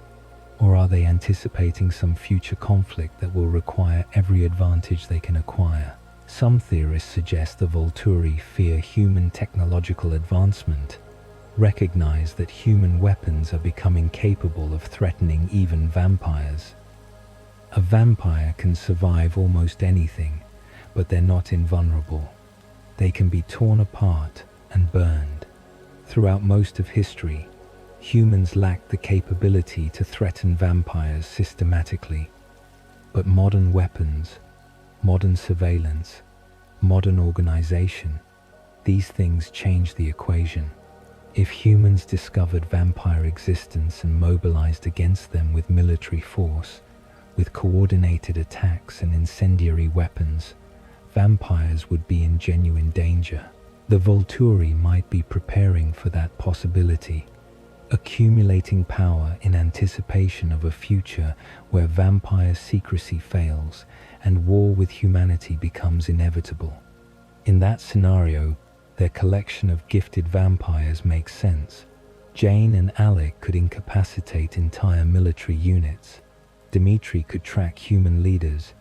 Chelsea could manipulate human emotions, turn soldiers against each other, break the bonds that hold human organizations together.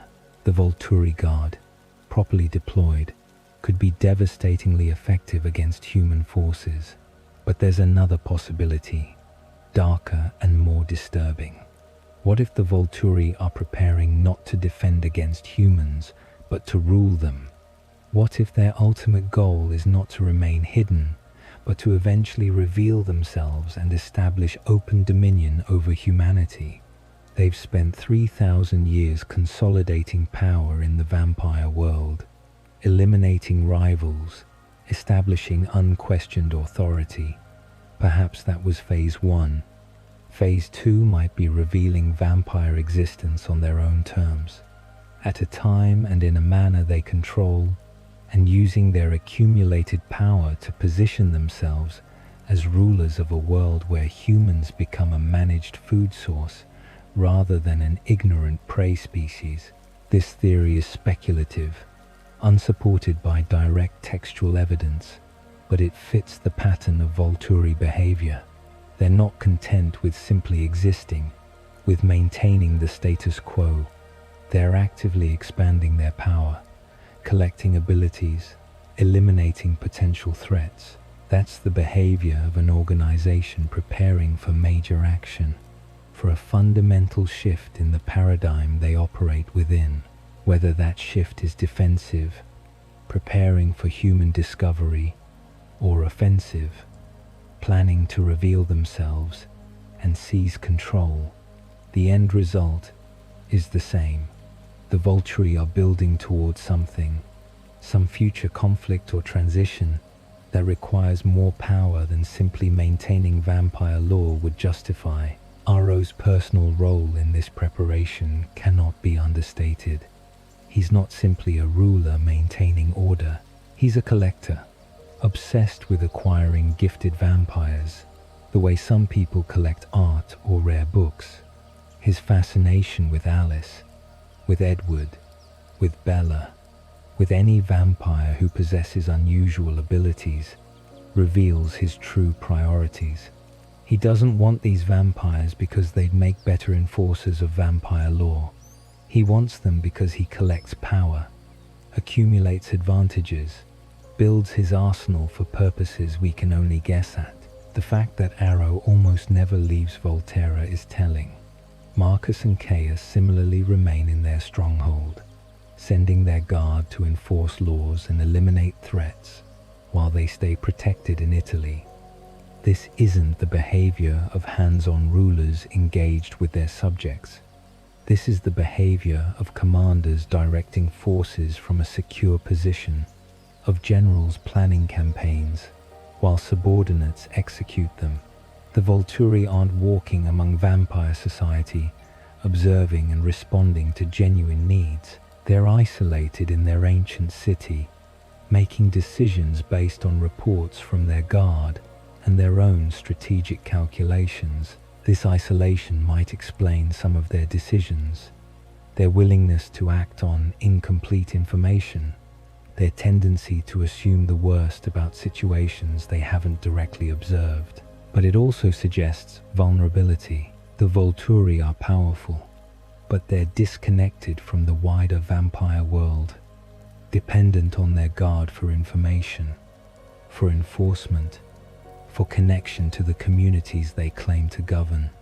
If the guard's loyalty is partially manufactured by Chelsea, if it's based on manipulation rather than genuine commitment, the entire Volturi power structure is more fragile than it appears. What would happen if Chelsea was destroyed? If her ability to maintain artificial bonds was suddenly removed, would the guard immediately scatter, their manufactured loyalty evaporating? Or have the bonds she created become genuine over time? Have the guard members internalized their loyalty until it no longer requires active maintenance? The text never explores this question, but it's crucial to understanding Volturi stability. Are they strong because of genuine support, or are they strong because they've manipulated everyone around them into providing support? The Volturi's relationship with other covens is similarly manipulative. They claim to be available as resources, as authorities that covens can appeal to for help with disputes or threats. But approaching the Volturi for help is dangerous because it reveals information, exposes the coven to Aro's mind reading, gives the Volturi insights into the coven's composition and capabilities.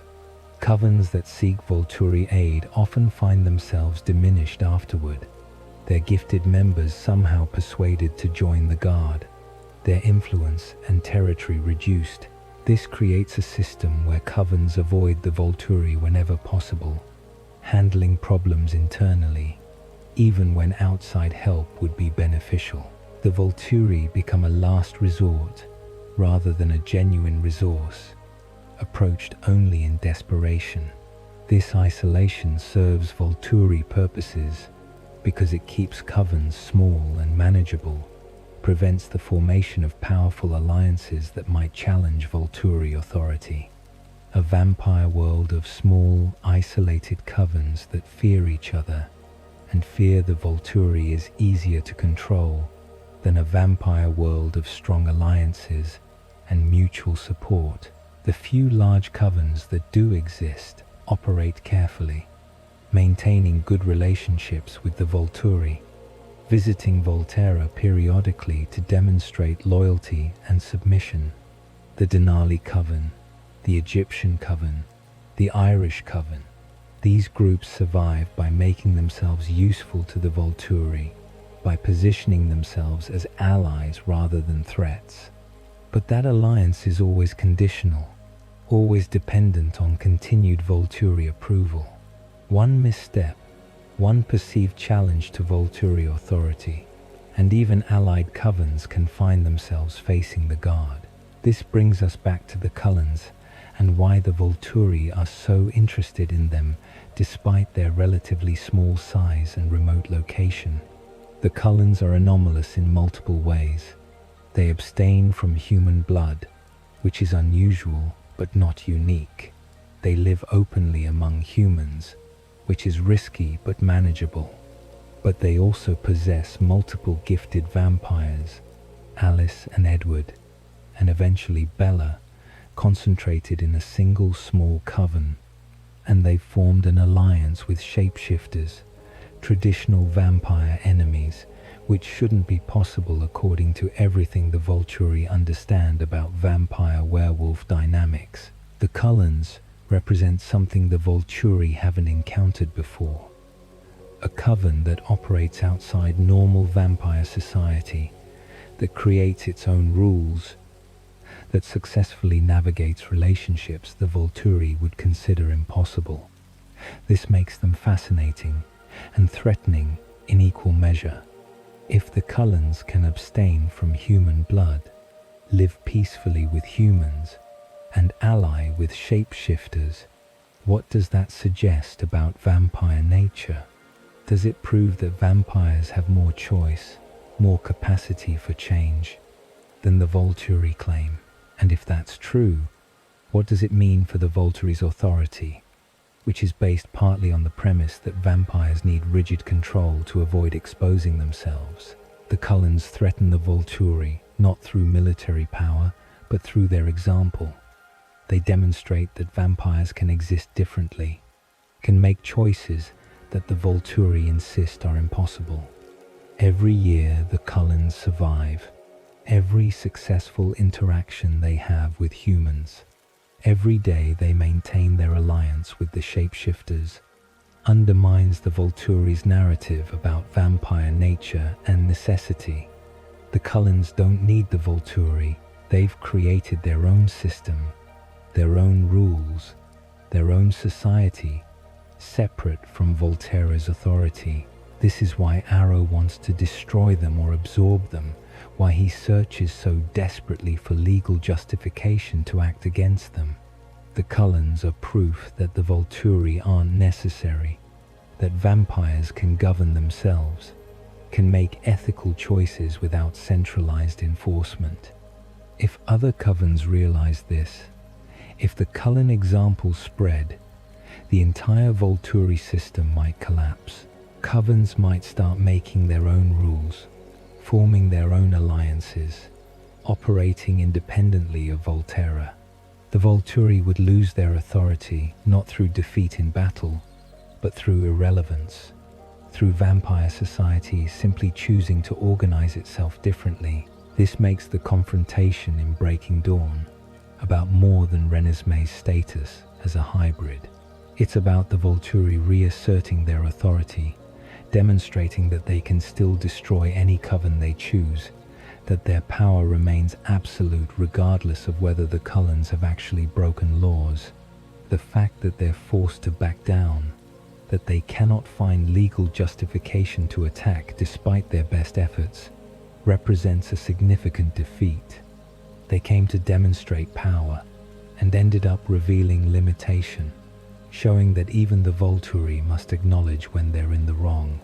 But the Volturi are patient, have existed for 3,000 years, and can afford to wait for another opportunity. They'll watch the Cullens, wait for genuine mistakes or manufactured crises, and when the moment comes, they'll act with overwhelming force. The confrontation in Breaking Dawn isn't the end of Volturi interest in the Cullens. It's the beginning of a long conflict, a patient campaign to either acquire the Cullens' gifted members or destroy the Coven entirely. And perhaps that's the most disturbing truth about the Volturi. They're not protectors or enforcers in any meaningful sense. They're predators of a different kind, not hunting humans but hunting other vampires, not for food but for power. They've created a system that concentrates all vampire power in their hands, that makes them the sole authority and sole resource, that forces every vampire in the world to acknowledge their supremacy. It's a brilliant strategy, executed over millennia, and it's made them perhaps the most dangerous force in the vampire world. Not because of their individual gifts, though those are formidable, but because of their patient, systematic accumulation of power and their willingness to manipulate vampire society to serve their interests. The question is whether anyone will ever challenge them effectively, whether the Cullens' example might inspire other covens to operate independently, to reject Volturi authority, and create alternative systems of vampire society, or whether the Volturi will continue unchallenged, slowly consolidating power, preparing for whatever future they envision, collecting gifted vampires like weapons in an arsenal being built for a war we cannot yet see. Renesmee Cullen enters the world in the most violent way imaginable, tearing her way out of Bella's body from the inside, nearly killing her mother in the process of being born. She's a hybrid, half human and half vampire, something that shouldn't exist according to everything the vampire world understands about reproduction.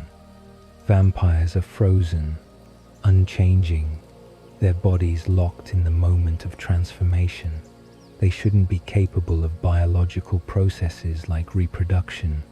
Yet Edward, somehow, managed to father a child with Bella while she was still human, creating something unprecedented, something that breaks the rules of vampire biology in ways no one fully understands. The pregnancy itself defied explanation. Bella conceived during her honeymoon, during the brief window between her marriage to Edward and her planned transformation into a vampire. The fetus grew at an accelerated rate, developing in weeks what would take months in a normal human pregnancy. It was strong enough to break Bella's ribs from the inside, to cause internal bleeding, to nearly kill her before she reached full term. The violence of Renesmee's gestation suggests something fundamental about hybrid nature. They're stronger than humans from the moment of conception, their vampire heritage expressing itself immediately, even while developing in a human womb. Carlyle delivered Renesmee through emergency cesarean section, or rather, Edward did, using his teeth when surgical instruments proved too slow. Bella was dying, hemorrhaging, her heart stopping. Edward injected his venom directly into her heart, transforming her in a desperate attempt to save her life. Renesmee emerged covered in blood, a newborn with abilities that manifested immediately. She was aware, conscious in ways newborns shouldn't be. She looked at her parents with comprehension, with intelligence that suggested she was born with cognitive abilities far beyond human infants. And she was beautiful, impossibly beautiful even by vampire standards. Her eyes were warm brown, human eyes, but her skin had a faint luminescence that suggested her vampire heritage. Her heart beat, warm blood flowing through her veins, but her body temperature ran higher than human normal, hotter to accommodate her accelerated metabolism. She was a contradiction. Human and vampire merged into something that shared characteristics of both species while being entirely neither. The most remarkable aspect of Renesmee's nature is her growth rate. She ages rapidly, developing in months what would take years for a human child. By the time the Volturi confront the Cullens, Renesmee appears to be several years old, despite being only months from birth. She's verbal, coordinated, capable of complex thought and communication. Her mind develops as quickly as her body, absorbing information and experience at a rate that suggests her consciousness operates differently from human children, processing and integrating knowledge with efficiency that mirrors vampire cognitive abilities. But here's the central question that haunts discussions of Renesmee's nature. When does she stop aging? The text provides reassurance through Nahuel, another hybrid who claims he reached full maturity at approximately 7 years of age and then stopped aging entirely, remaining frozen like a vampire. But can we trust this information? Nahuel is the only other hybrid anyone has encountered who reached maturity. His sisters were all killed by their mother's Volturi-aligned coven before they could grow up. Nahuel's account is the only data point, and it's delivered by someone who has his own survival interests at stake. Consider the circumstances of Nahuel's testimony. He arrives at the confrontation with the Volturi alongside Huailan, his aunt, who raised him after his mother died in childbirth. He tells the assembled vampires that he's 150 years old, that he reached full physical maturity around age 7, and that he's been frozen at that point ever since. This information is crucial because it suggests Renesmee will similarly stop aging, will become immortal like her vampire parent rather than aging and dying like her human parent. The Volturi accept this testimony and withdraw their threat, satisfied that Renesmee isn't an immortal child and won't become a danger. But what if Nahuel is lying? What if he's still aging, just very slowly, and he's misrepresenting his nature because he recognizes that the Volturi would destroy him if they believed hybrids continue growing indefinitely? His motivation to deceive is obvious. He's survived 150 years by hiding, by staying isolated, by never drawing Volturi attention. Suddenly he's thrust into a confrontation with the vampire authorities, asked to testify about his nature while surrounded by beings who could destroy him instantly if they found his answer unsatisfactory. The pressure to provide reassuring information would be enormous. Moreover, how would Nahuel actually know that he's stopped aging permanently? He might have stopped aging, obviously, might have reached a point where changes are so gradual as to be imperceptible over years or decades. But imperceptible isn't the same as non-existent. He could still be aging, just at a rate so slow that he hasn't noticed it himself.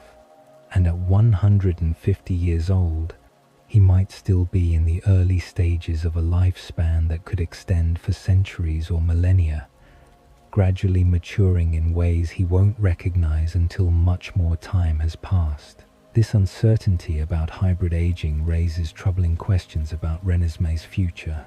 If she stops aging as Nahuel claims, she'll be frozen in childhood or early adolescence forever, an immortal child in a different way than the illegal immortal children the Volturi destroy. She'll have the mind of an adult, centuries of experience and knowledge, trapped in the body of a 7-year-old, or whatever age she reaches before growth ceases. The psychological implications are staggering. She'll never experience puberty, never develop into an adult body, never have the physical capabilities that match her mental maturity. But if Nahuel is wrong or lying, if hybrids continue aging throughout their lives, Renesmee faces a different set of problems. She might age slowly, taking decades or centuries to reach full adulthood, but she would eventually age beyond her parents' frozen appearances. She would continue changing while they remain static, growing older while Edward stays 17 and Bella 18 forever. Eventually, she might age beyond them entirely, becoming elderly while they remain youthful, until finally she reaches the end of a lifespan that, however extended, is still mortal. She would die while they continue existing, experiencing death that vampires are immune to. The question of Renesmee's reproductive capability compounds these uncertainties. Can she have children?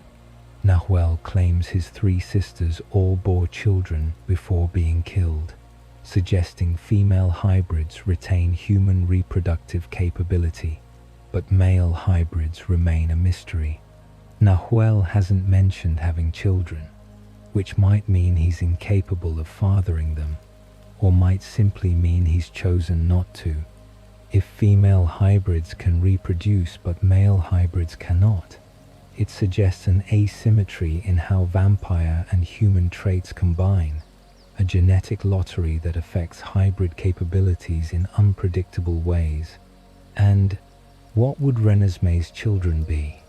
If she reproduced with a human, would the child be more human than hybrid, inheriting diluted vampire traits?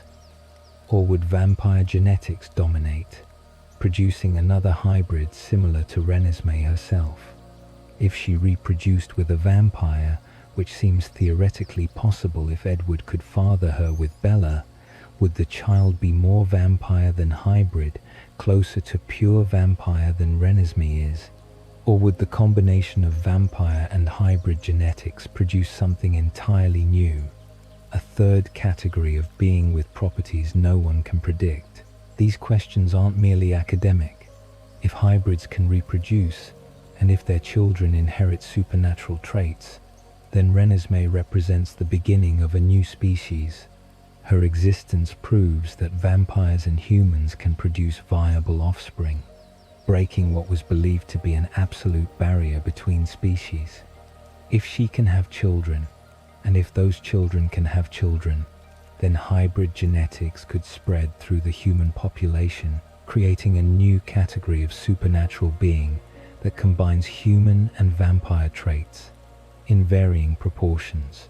The Volturi's fear of this possibility might be the real reason they attempted to destroy Renesmee. The immortal child accusation was a pretext, a legal justification for eliminating something that threatened the vampire world order. Hybrids represent change, evolution, the possibility that vampires aren't the end point of supernatural development, but a step towards something else. If hybrids can reproduce and spread their genetics, the neat division between human prey and vampire predator collapses. A hybrid population would complicate vampire hunting, create beings that are partially vampire and thus partially kin, destabilize the clear boundaries that make vampire society function. Moreover, if hybrids inherit abilities from their vampire parents, they might develop gifts that combine human and vampire capabilities in dangerous ways. Renesmee's gift is projecting her thoughts and memories through touch, creating vivid mental images and emotional experiences that bypass language entirely. It's a powerful ability, more effective in many ways than Edward's mind reading or Alice's visions, because it allows perfect communication, perfect understanding, perfect transmission of experience from one consciousness to another. But what if future hybrids develop even more powerful gifts? What if the combination of human and vampire genetics produces abilities that pure vampires don't possess? Capabilities that emerge specifically from being neither fully human nor fully vampire.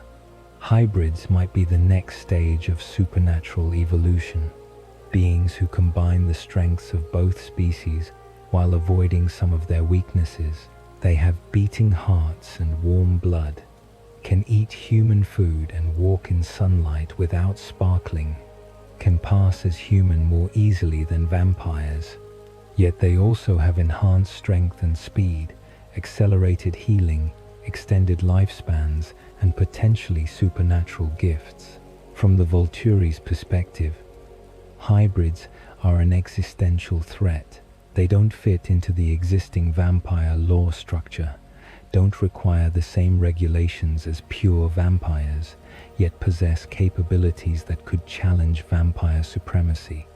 A large population of hybrids could compete with vampires for resources, form alliances that exclude pure vampires, even threaten vampire existence if they decided hybrids represented a superior form of being. The Volturi attempted to destroy Renesmee, not because she was breaking laws, but because she represented a future they couldn't control, changes they couldn't predict, possibilities that threatened their 3,000-year reign. The confrontation in Breaking Dawn could have been an attempt to eliminate hybrids before they became established, before they could reproduce and spread, before they transitioned from anomaly to population. The Volturi arrived in overwhelming force, prepared to destroy the Cullens and everyone associated with them, sending a clear message to vampire society. Creating hybrids is forbidden, protecting them is treason, and anyone who attempts to repeat the Cullens' experiment will face immediate annihilation. But they failed. The Cullens survived, Renesmee survived, and now her existence is known throughout vampire society, acknowledged even by the Volturi. Other vampires who might have encountered hybrids before, who might have destroyed them to avoid Volturi attention, now know that hybrids can be defended, that the Volturi can be challenged on this issue. The precedent has been set. Renesmee's survival makes future hybrids more likely because vampires no longer need to fear automatic Volturi destruction. This brings us to the most disturbing possibility. What if Renesmee herself eventually becomes a threat to vampire society? Not through malice, but simply through her nature. As she matures, as her abilities develop, as she gains experience and knowledge, she might grow more powerful than any vampire. Her gift already allows her to communicate in ways vampires cannot match. If that gift develops further, if she learns to project thoughts not just through touch, but at distance, not just to single individuals but to groups, she could become capable of influencing or even controlling other beings through her projected mental images. Combined with Bella's shield, which can be extended to protect Renesmee and others from vampire abilities, the two of them represent a formidable defense against any vampire attack. Bella makes them immune to the Volturi's primary weapons, Jane and Alec's mental attacks. Renesmee could potentially confuse or disorient attackers through projected illusions or overwhelming sensory experiences. Together, mother and daughter might be effectively untouchable by traditional vampire threats, and if Renesmee inherits even a fraction of Edward's longevity, she'll have centuries to develop her abilities, to learn and experiment, and push the boundaries of what's possible with her gift. Edward spent a century learning to read minds, refining his ability, discovering its nuances and limitations. Alice learned to interpret her visions, to distinguish important futures from trivial ones, to use her gift strategically. Renesmee has similar time available if she's truly immortal or even just extremely long-lived. What might she become with a century of practice? With 5 centuries? With a millennium? The possibility that Renesmee might eventually challenge the Volturi themselves cannot be dismissed. She was born into conflict with them, raised knowing they attempted to destroy her and her family, aware from her earliest consciousness that the vampire authorities see her as a threat. That knowledge will shape her development, will influence how she thinks about power and authority, and her place in the supernatural world. She might become a revolutionary figure, someone who challenges vampire dominance, who advocates for hybrid rights, or even hybrid supremacy. Or she might become something the Volturi fear even more, irrelevant to their authority. If Renesmee can create a community of hybrids, beings who don't need the Volturi's permission or approval, who operate outside vampire law because they're not technically vampires, then the entire Volturi power structure faces obsolescence. They can destroy vampires who break their laws, but can they destroy hybrids who never agreed to follow those laws in the first place? The Volturi derive their authority from consent, from vampire society accepting their right to rule. Hybrids exist outside that social contract, free to ignore Volturi edicts, because they're not part of the system those edicts were designed to govern. This brings us back to Nahuel and the troubling gaps in what we know about hybrid nature. He claims to be 150 years old, to have reached maturity at 7, to have remained frozen since. But he also mentions having killed his mother during birth, and his aunt Huilan describes raising him in isolation, hiding from both human and vampire society. What happened during those 150 years? How did Nahuel survive? What did he do?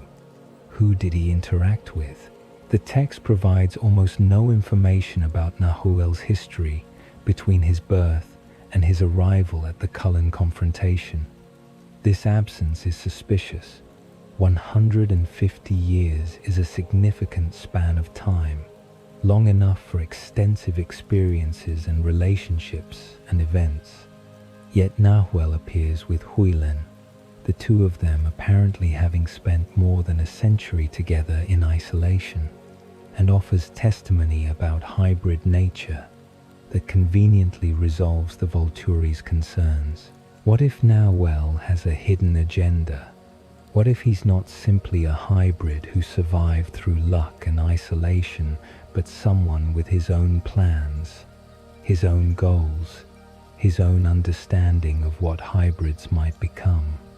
His appearance at the confrontation was too convenient, too perfectly timed, his testimony too perfectly calibrated to diffuse the situation without actually revealing anything substantial about hybrid capabilities or limitations. He might be playing a longer game, using the Cullen confrontation as an opportunity to establish hybrid legitimacy in vampire society, while keeping hybrid true potential concealed. If Nahuel has indeed been alive for 150 years, he's older than most vampires in the Volturi Guard. He has more experience than Alice or Jasper, more time to develop his abilities and understanding. He might be extraordinarily powerful, far more capable than he appears, deliberately understating his nature to avoid drawing attention. His apparent willingness to testify, to expose himself to Volturi scrutiny, suggests either remarkable courage or remarkable confidence. Perhaps he knows he's powerful enough that even the Volturi couldn't destroy him if they tried, and his testimony is a subtle flex, a demonstration that hybrids can operate openly because they're beyond vampire authority. Alternatively, Nahuel might be working with the Volturi, a secret asset they've cultivated over the decades, someone who provides information about hybrids in exchange for being allowed to exist. His testimony might have been coordinated with Aro beforehand, designed to give the Volturi an excuse to retreat, while actually establishing precedents that serve their long-term interests. By acknowledging Renesmee's right to exist but simultaneously establishing that hybrids are rare and carefully monitored, the Volturi maintain control while appearing reasonable. Either possibility suggests that the hybrid question is far from resolved, that Renesmee's survival doesn't end the conflict but merely postpones it, shifts it into different territory. The Volturi will continue watching her, tracking her development, assessing whether she becomes the threat they fear or something manageable. Other covens will likewise watch, drawing their own conclusions about whether hybrids represent opportunity or danger, whether creating their own hybrids might be worth the risk of Volturi attention. And Renesmee herself will grow up, or grow older, in a world where her very existence is controversial, where powerful forces see her as either a threat to be eliminated or a resource to be exploited.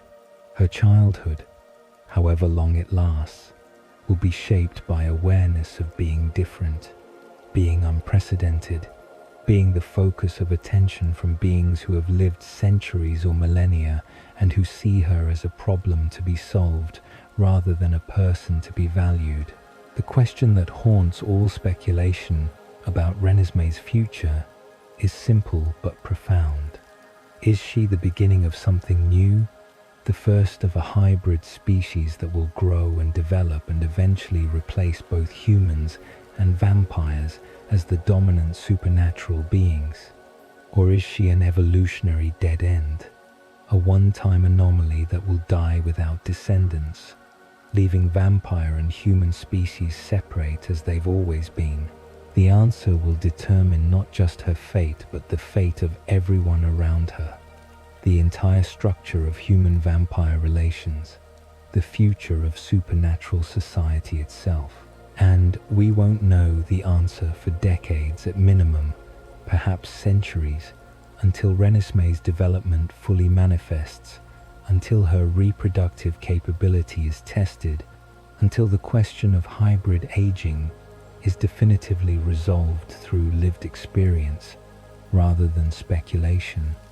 Until then, she remains what she's always been, a question mark, a possibility, a threat or promise, depending on who's evaluating her and what they fear or hope for the future.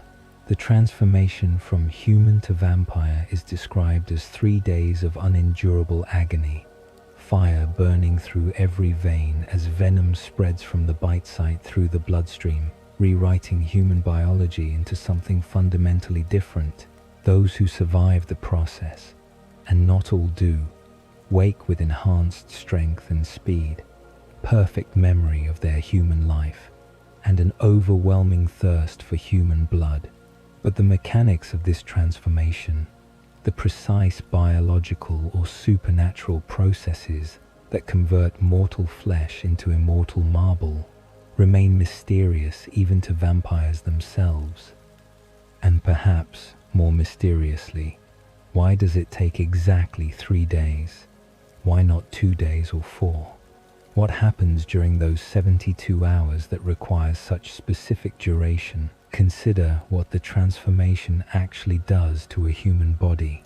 The heart continues beating throughout the 3 days, pumping venom-laced blood through the system, but it stops the moment transformation completes. Breathing continues during the change but becomes optional afterward, a habit rather than a necessity. The body temperature drops from human warmth to room temperature. The skin pales and hardens to stone-like consistency. The eyes change color based on diet and feeding patterns.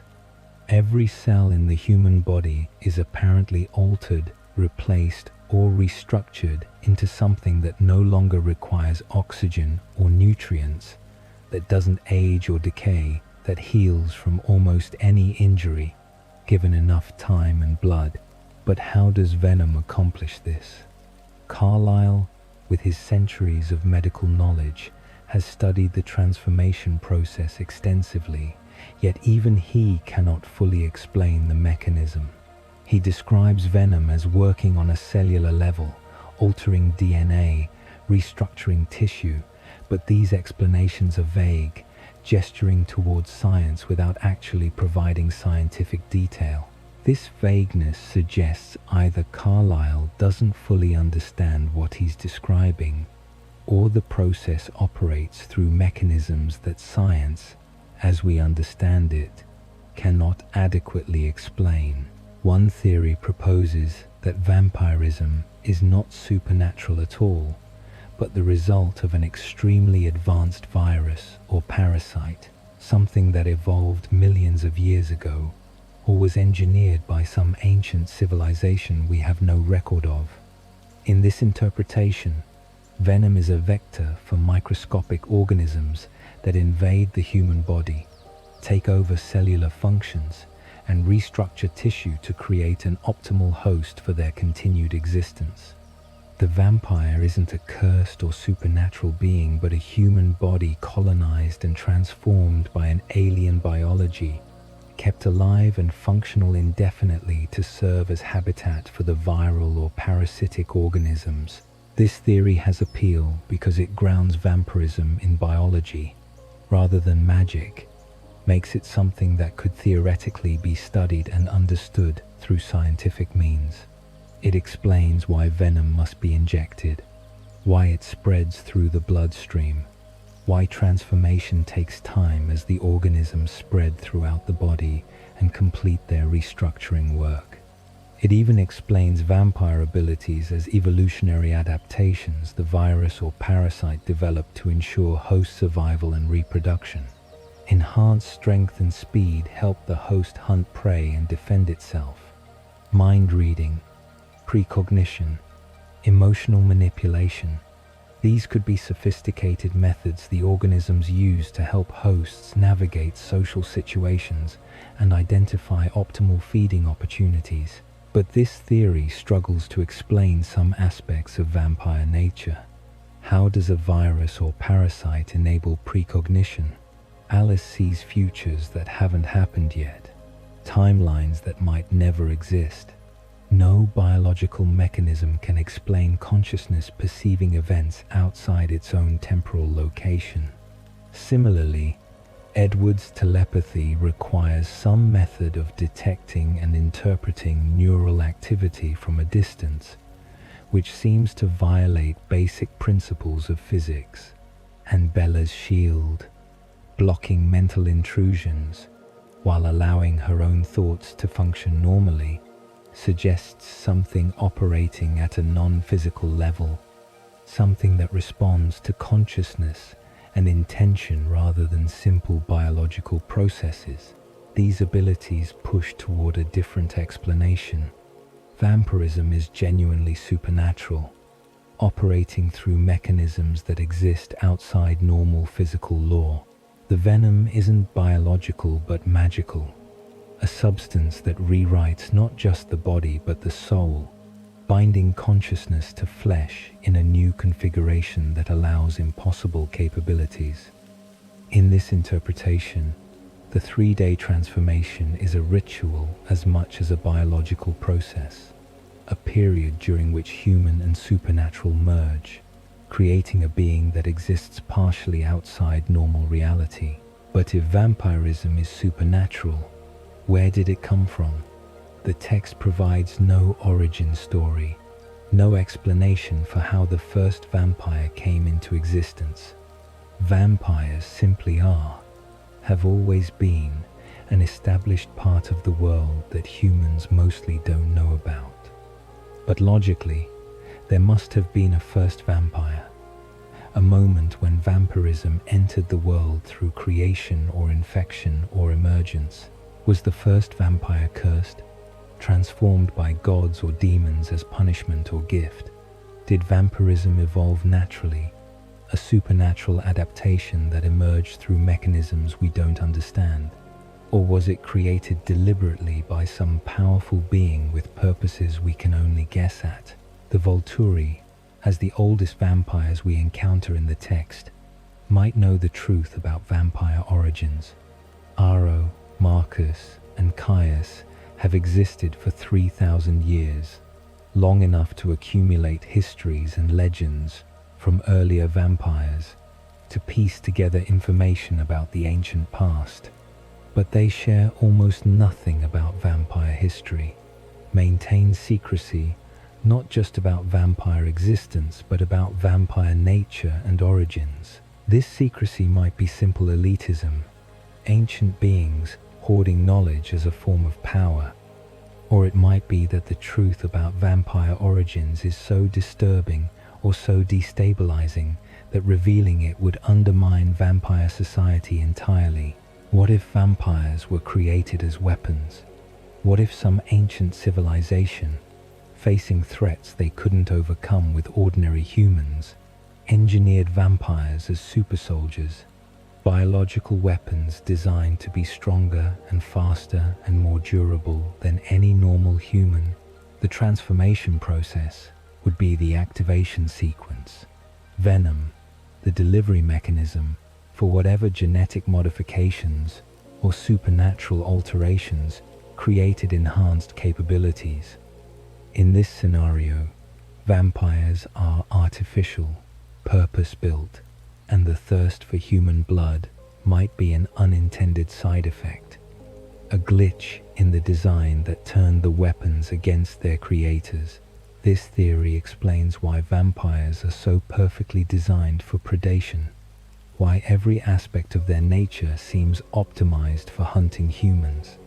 The beauty that attracts prey, the speed that prevents escape, the strength that overpowers resistance, the venom that can create more vampires, ensuring the weapon can reproduce itself. If vampires were engineered rather than naturally evolved or supernaturally created, their design makes sense as military optimization. They're not cursed with predatory nature, they were built for it, and everything about them reflects that original purpose. But who would create such weapons? And why would they lose control of them, allowing vampires to spread beyond their intended use? Perhaps the civilization that created vampires was destroyed by the vampires themselves or by other forces, leaving the weapons to persist without their creators.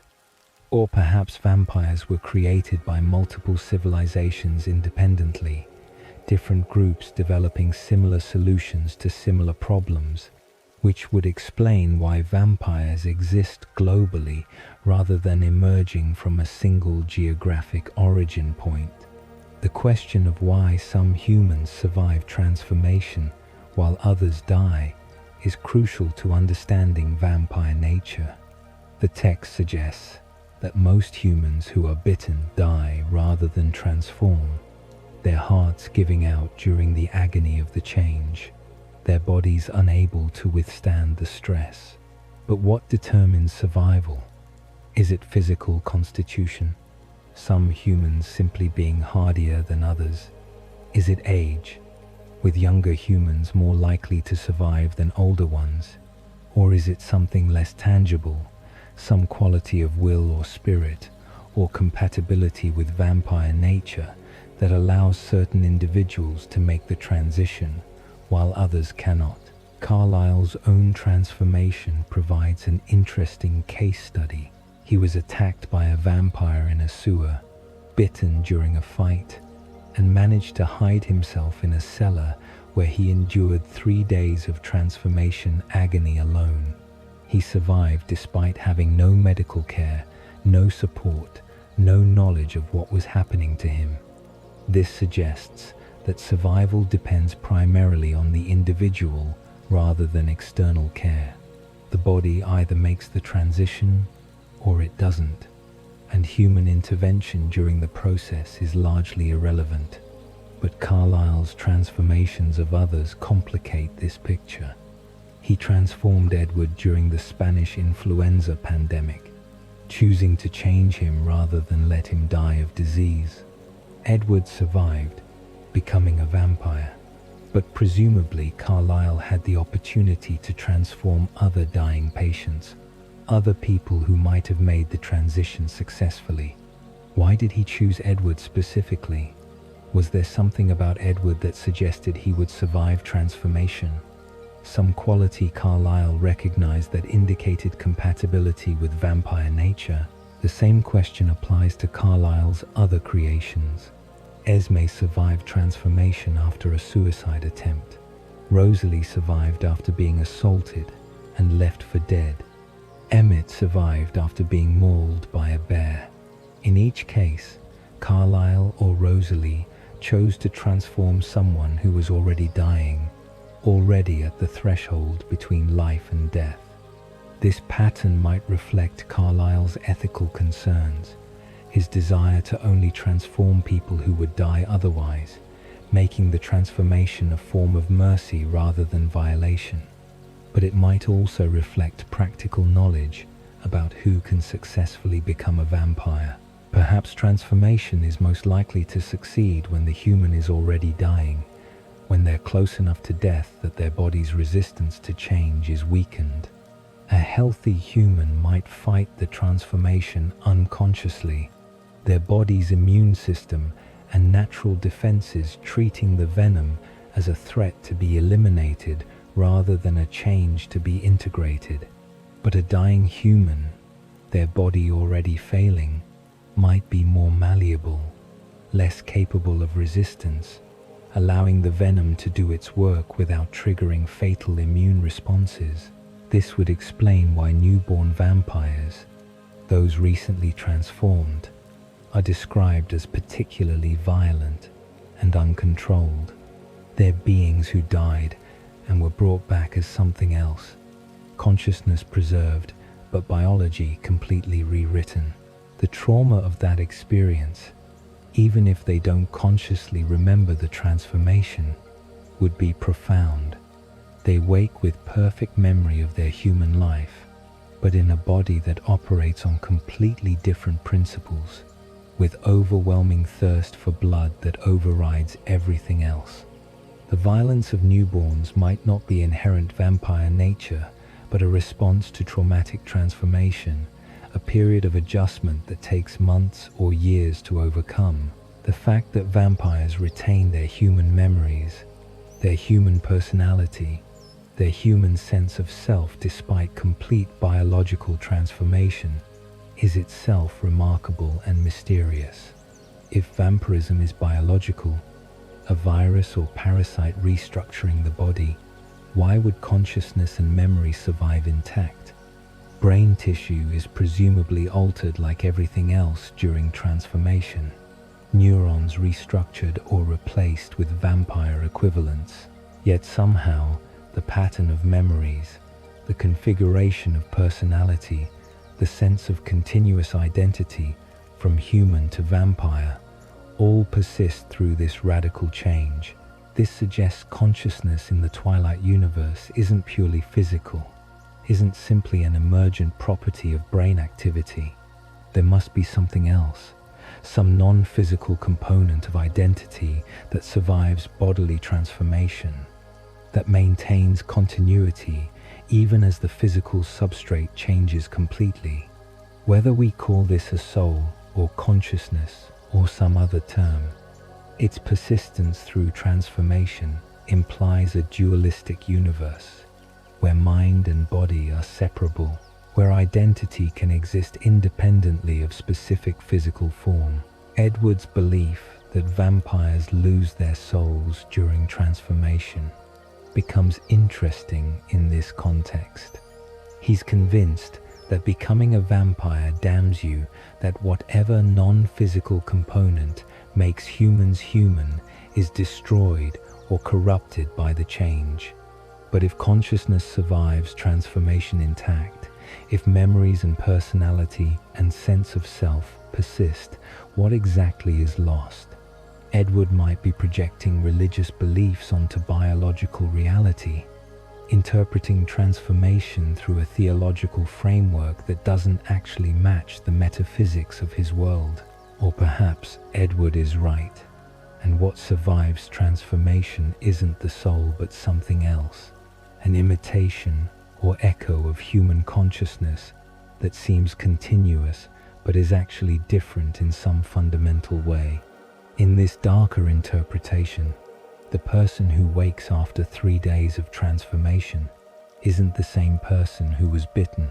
They have all the memories, all the personality traits, all the sense of being the same individual, but something essential is gone, replaced by an extremely sophisticated copy that can't recognize its own artificiality. This would explain vampire nature, the thirst for human blood, and the ease with which most vampires kill. They're not the same people anymore, despite believing they are. There's something wearing human consciousness like a mask, sophisticated enough to fool even themselves, but fundamentally different in ways they can't perceive. Edward's self-loathing, his conviction that he's a monster pretending to be a person, might be unconscious recognition of this truth, awareness bleeding through despite his inability to articulate or consciously accept what he is. The question of why vampires sparkle in sunlight is one of the saga's most distinctive and controversial elements. Rather than burning or weakening in daylight, twilight vampires sparkle like diamonds, their skin refracting light in crystalline patterns.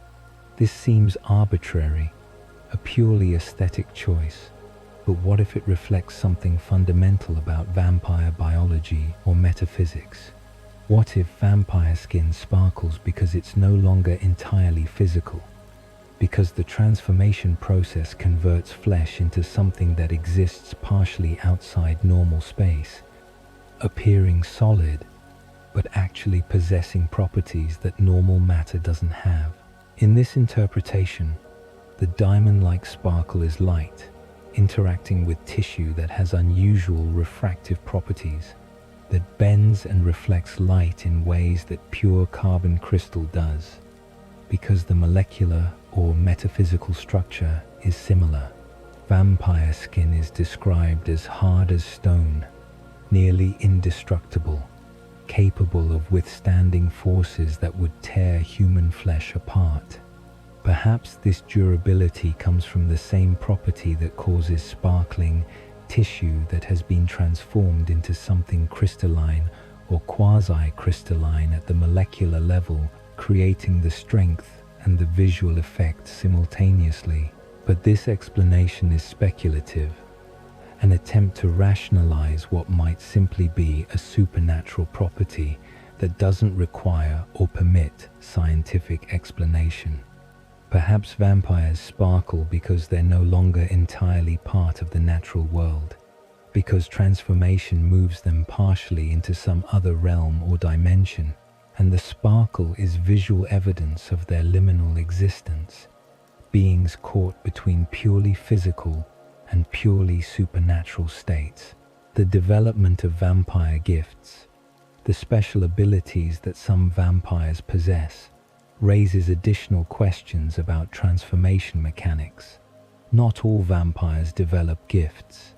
Most are simply stronger, faster, more durable versions of humans, with no special abilities beyond the standard vampire package.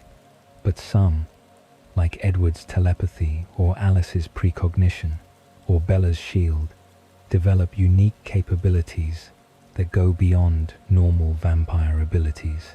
What determines who develops a gift and what that gift might be? The text suggests that vampire gifts are extensions of human traits, that Edward was perhaps unusually empathetic as a human, and that quality manifested as mind reading after transformation.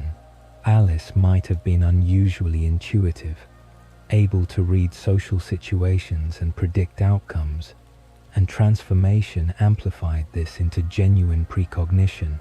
Bella's privacy-focused nature, her tendency to keep thoughts and feelings to herself, might have manifested as a literal shield against mental intrusion.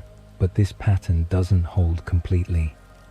Jasper's empathic abilities, his capacity to sense and manipulate emotions, supposedly relate to his military background and his skill at reading and managing groups of people. But the leap from ordinary social intelligence to supernatural emotional manipulation is enormous, suggesting that transformation doesn't simply amplify existing traits, but creates genuinely new capabilities based on personality templates. The mechanism for this creation remains unexplained. How does venom or transformation or whatever process creates vampires analyze personality and create customized supernatural abilities based on that analysis? Perhaps gifts aren't created by transformation but revealed by it. In this interpretation, All humans have latent supernatural capabilities, potential abilities that remain dormant because human biology can't support them. Transformation removes biological limitations, allowing consciousness to manifest capabilities it always possessed but couldn't express through human flesh. Edward was always capable of telepathy. Alice always had precognitive potential, but their human bodies and brains couldn't access or express these abilities. Vampire transformation freed their consciousness to operate at full capacity, revealing gifts that were always there but previously suppressed. This theory suggests that the difference between gifted and non-gifted vampires isn't that some gain abilities during transformation, but that some had particularly strong latent abilities as humans, strong enough to manifest after transformation. Despite the fact that most human capabilities don't survive the transition, most humans might have weak or moderate latent abilities that remain too subtle to manifest even as vampires. But individuals with strong latent abilities, when transformed, become gifted vampires, because transformation finally allows their consciousness to express what it was always capable of. The question loops back to origins, to where vampirism came from and why it exists. Is it natural, supernatural, or artificial? Is it ancient or relatively recent? Is there a single source or multiple independent origins? The Volturi might know, having existed long enough to collect historical information from multiple sources, but they guard their knowledge jealously. Perhaps the truth about vampire origins would undermine their authority, would reveal that vampires are not the apex predators they believe themselves to be, but something else entirely, creations rather than creators, tools rather than masters, beings whose nature and purpose they don't control or fully understand.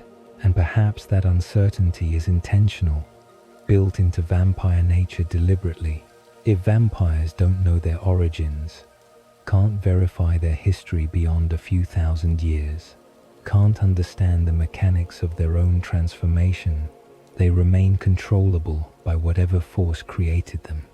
Ignorance is vulnerability, knowledge is power, and the fact that the most fundamental questions about vampire nature remain unanswered even after thousands of years suggests that someone or something prefers it that way.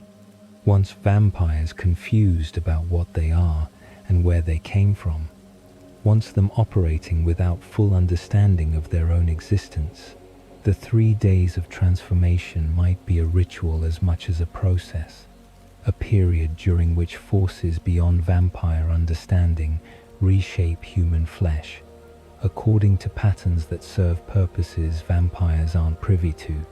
When that transformation completes and the new vampire opens their eyes, they're not simply an enhanced human, they're something else, something that wears humanity like clothing, while being fundamentally different underneath, a difference so complete that they themselves can't fully perceive or articulate what they've become. Alice Cullen sees the future, not as vague premonitions or symbolic dreams, but as clear visions of events that will happen, rendered with photographic detail and sensory completeness. She watches possible futures unfold in her mind, sees decisions being made and their consequences rippling forward through time. Her visions shift and change as people make choices, as circumstances evolve, creating a constantly updating map of potential outcomes. But the fundamental question her ability raises is profound and troubling. If Alice can see the future, does that mean the future already exists? And if the future already exists, do we actually have free will?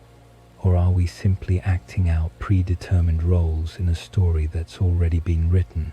The mechanics of Alice's visions are never fully explained. She describes them as coming to her spontaneously, sometimes triggered by proximity to the people involved, sometimes seemingly random. She can focus on specific individuals or situations, trying to see what will happen to them, though this doesn't always work. Some beings, particularly werewolves and shapeshifters, are invisible to her visions entirely, creating blind spots where the future becomes opaque. And decisions made by the Volturi are often unclear, their thoughts too chaotic or too carefully guarded for her precognition to penetrate reliably. But when her visions do work, they're remarkably accurate. She sees Bella coming to Forks before Bella makes the decision to move. She sees James hunting Bella and adjusts the Cullens' defensive strategy accordingly. She sees the Volturi's decision to visit and begins preparing months in advance. These aren't vague intuitions or lucky guesses. They're specific, detailed previews of events that subsequently occur almost exactly as she foresaw them. This accuracy suggests Alice is perceiving something real, accessing information about future events that genuinely exists in some form. But how can information about the future exist if the future hasn't happened yet?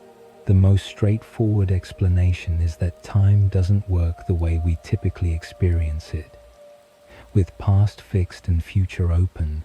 Instead, all moments in time, past, present, and future, exist simultaneously in what physicists call the block universe model. From this perspective, the future isn't something that will happen. It's something that already exists, just as real and fixed as the past.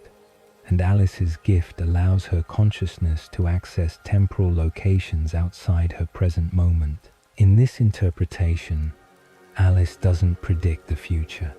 She observes it, looking forward along the timeline, the way someone might look ahead on a path they're walking. The future she sees is as real and determined as the past she remembers. Her visions change not because the future itself changes, but because she's observing different possible futures, different timelines that branch from decision points. And as people make choices, some timelines become more probable, while others fade into impossibility. But this raises the central problem. If Alice can see what will happen, and if what she sees actually occurs, then those events were always going to occur. Her vision didn't create them, it observed them, which means the people involved didn't have genuine choice about their actions. They were always going to make those specific decisions, because the future in which they made those decisions already existed, was already real, before they consciously experienced making the choice. This is determinism, the philosophical position that all events are caused by prior events, in an unbroken chain of causation, that free will is an illusion, that we feel like we're making choices, but we're actually just following a predetermined script. Alice's visions would be evidence that determinism is true, that the future is as fixed and unchangeable as the past, that consciousness is simply along for the ride, observing choices that were already made by the fundamental structure of cause and effect. Edward struggles with this implication throughout the saga. He can read Alice's mind, can see her visions, can observe the futures she perceives, and he recognizes that if those futures are real, if they're actually going to happen, then his sense of agency is questionable. He feels like he's making choices, like his decisions matter, like he has control over his actions. But Alice has already seen what he's going to do, which suggests he was always going to do it, that his feeling of choice is an illusion created by his inability to perceive the causal chains that determine his behavior. But Alice's visions do change, often dramatically, in response to decisions people make. When Bella decides to go to the ballet studio to meet James, Alice's vision of Bella's future disappears, replaced by visions of Bella dying. This suggests the future isn't completely fixed.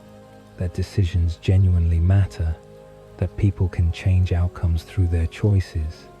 If the future were absolutely predetermined, Alice's visions would never change. She would see one timeline, the timeline that actually occurs, and that would be that.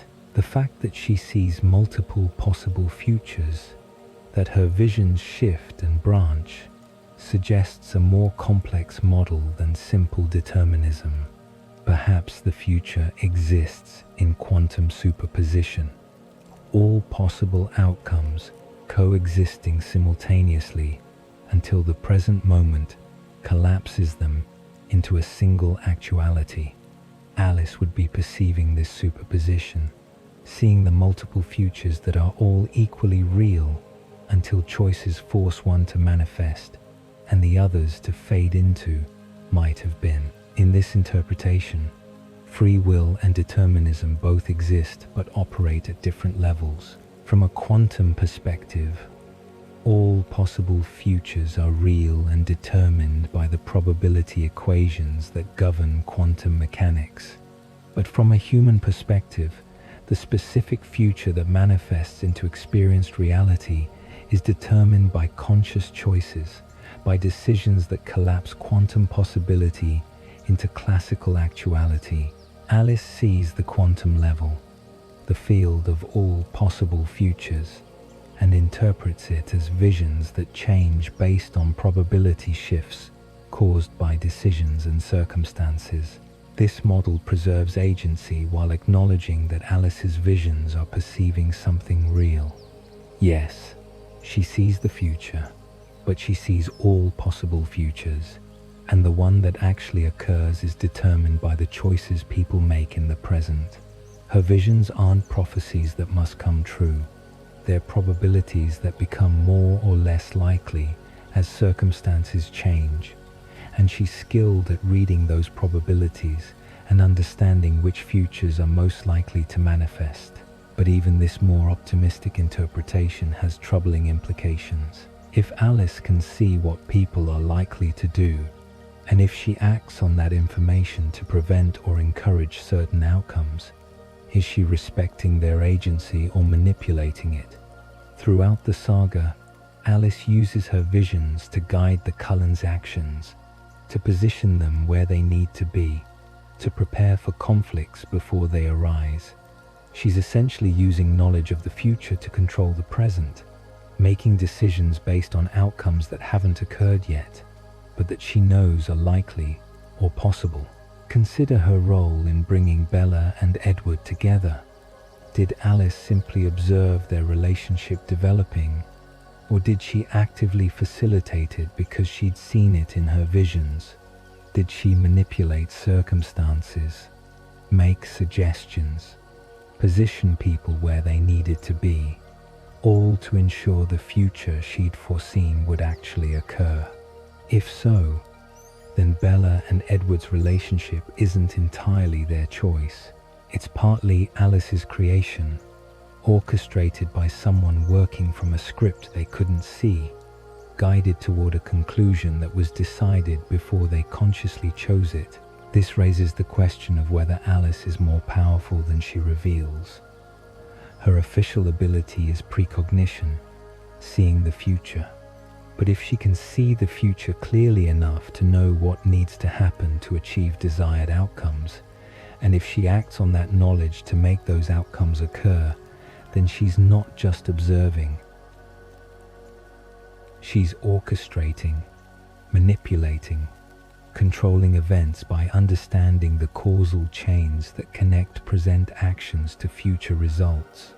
In effect, she becomes fate itself, the force that ensures certain events occur because she's seen them and has worked backward to create the conditions that make them inevitable.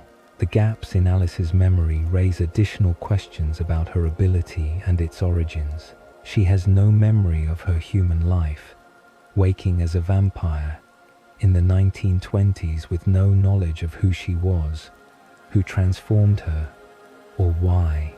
Her first conscious memory as a vampire was a vision of Jasper and the Cullens, a preview of her future that guided her to find them. This suggests her precognitive ability was active immediately upon waking, was perhaps what woke her, consciousness drawn forward toward a future that mattered to her, even though she couldn't remember her past. What happened to her as a human? Why can't she remember? The text suggests she was institutionalized, possibly in an asylum, possibly because she had visions as a human that others interpreted as insanity. Someone transformed her, though who and why remain unknown. Perhaps it was a mercy, a vampire taking pity on a girl trapped in an institution.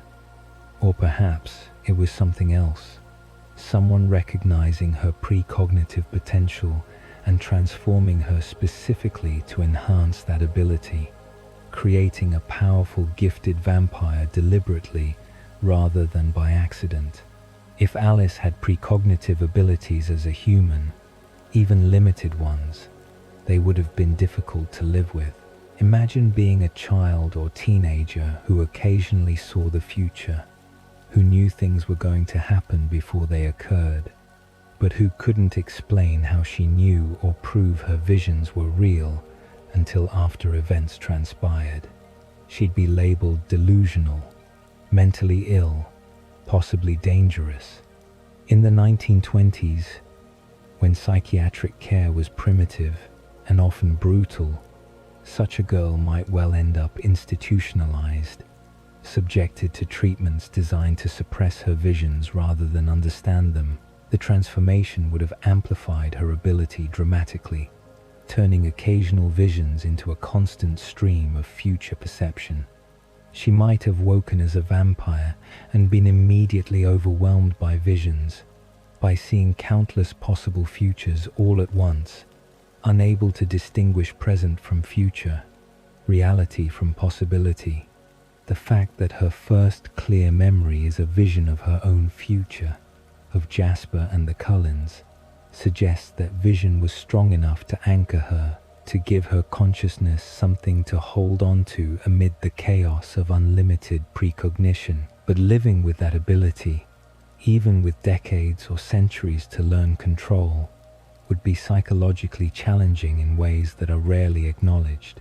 Alice constantly perceives multiple timelines, sees events that might happen but probably won't, witnesses disasters that could occur if circumstances shift. She lives in a state of perpetual uncertainty, knowing that the futures she sees are conditional, that any vision might be invalidated by an unexpected decision or the intervention of beings she can't perceive.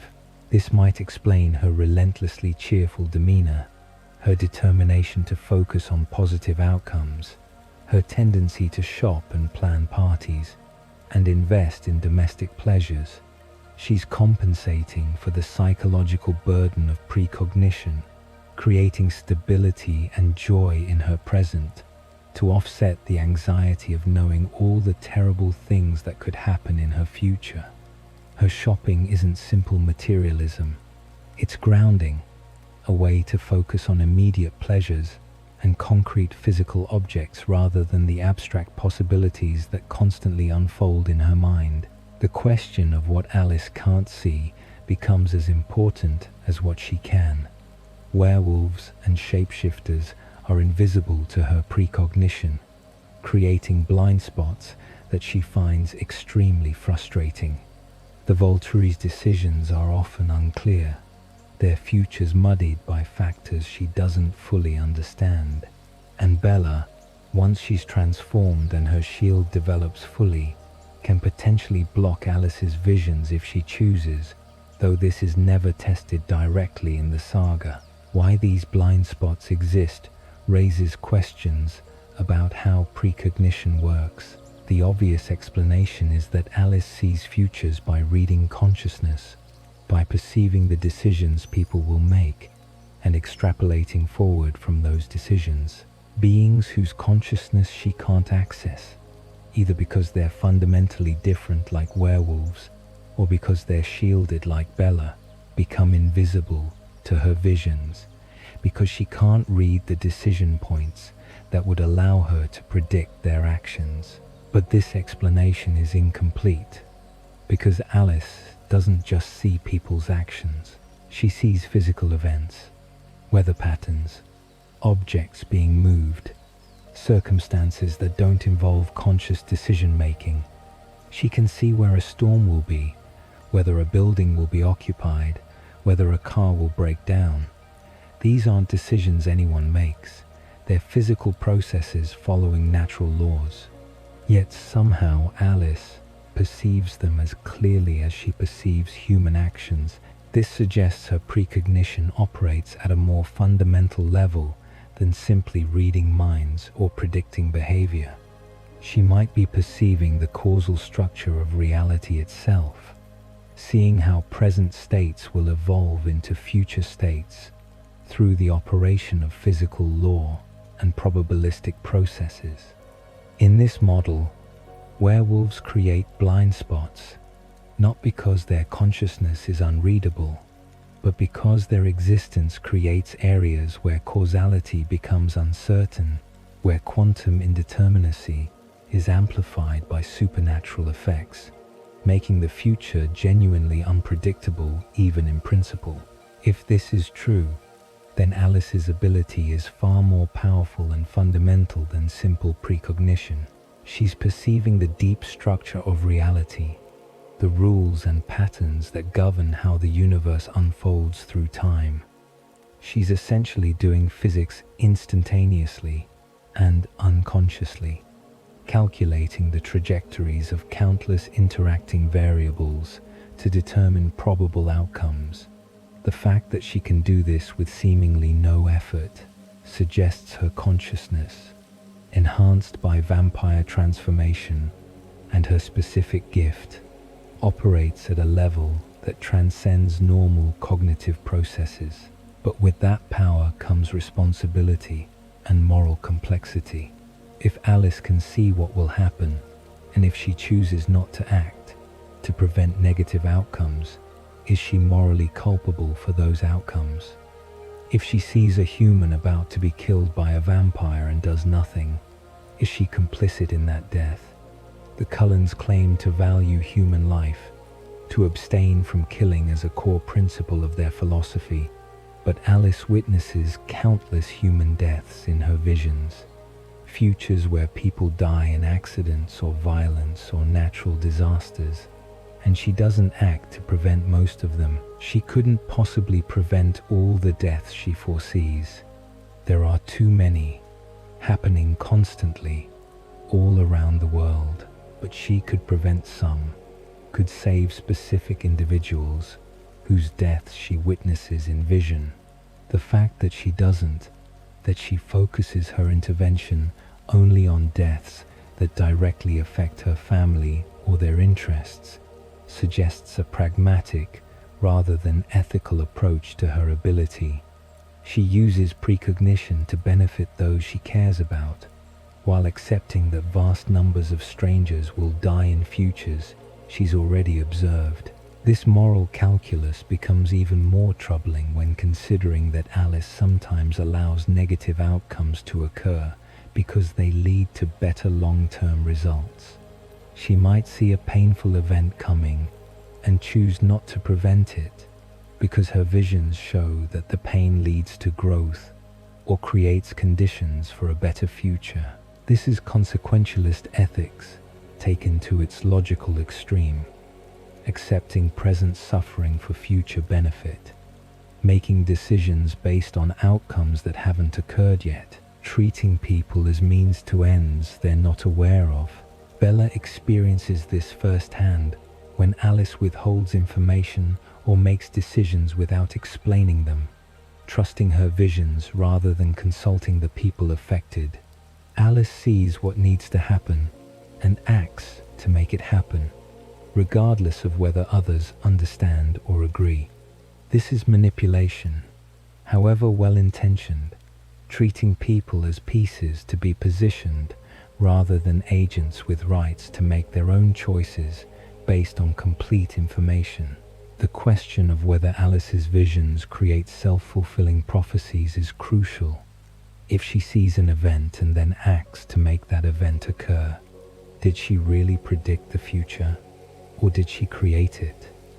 Perhaps her visions show outcomes that are only likely because she'll act on the visions, creating a causal loop where the future causes the present, causes the future in an endless circular chain. In this scenario, Alice isn't observing a predetermined future.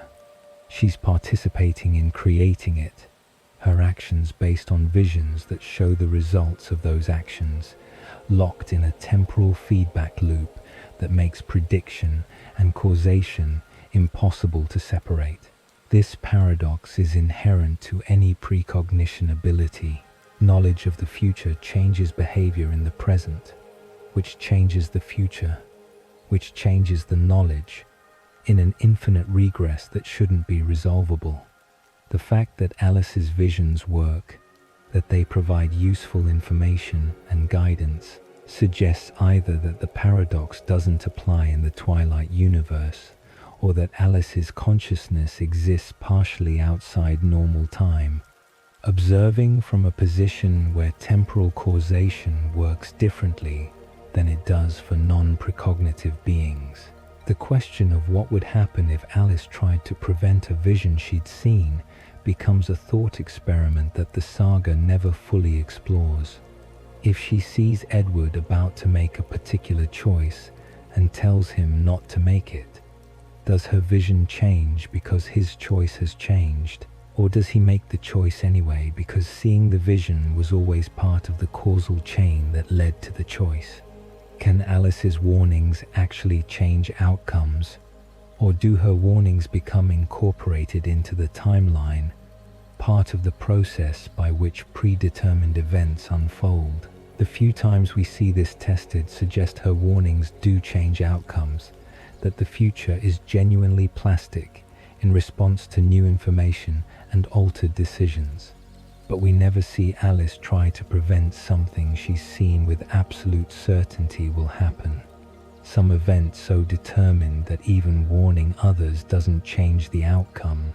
Perhaps such attempts would fail, revealing the limits of agency in a universe where precognition is possible. Or perhaps they would succeed, confirming that the future Alice sees is never absolutely fixed, always conditional on present choices, always capable of being rewritten by free will, exercised with knowledge of consequences.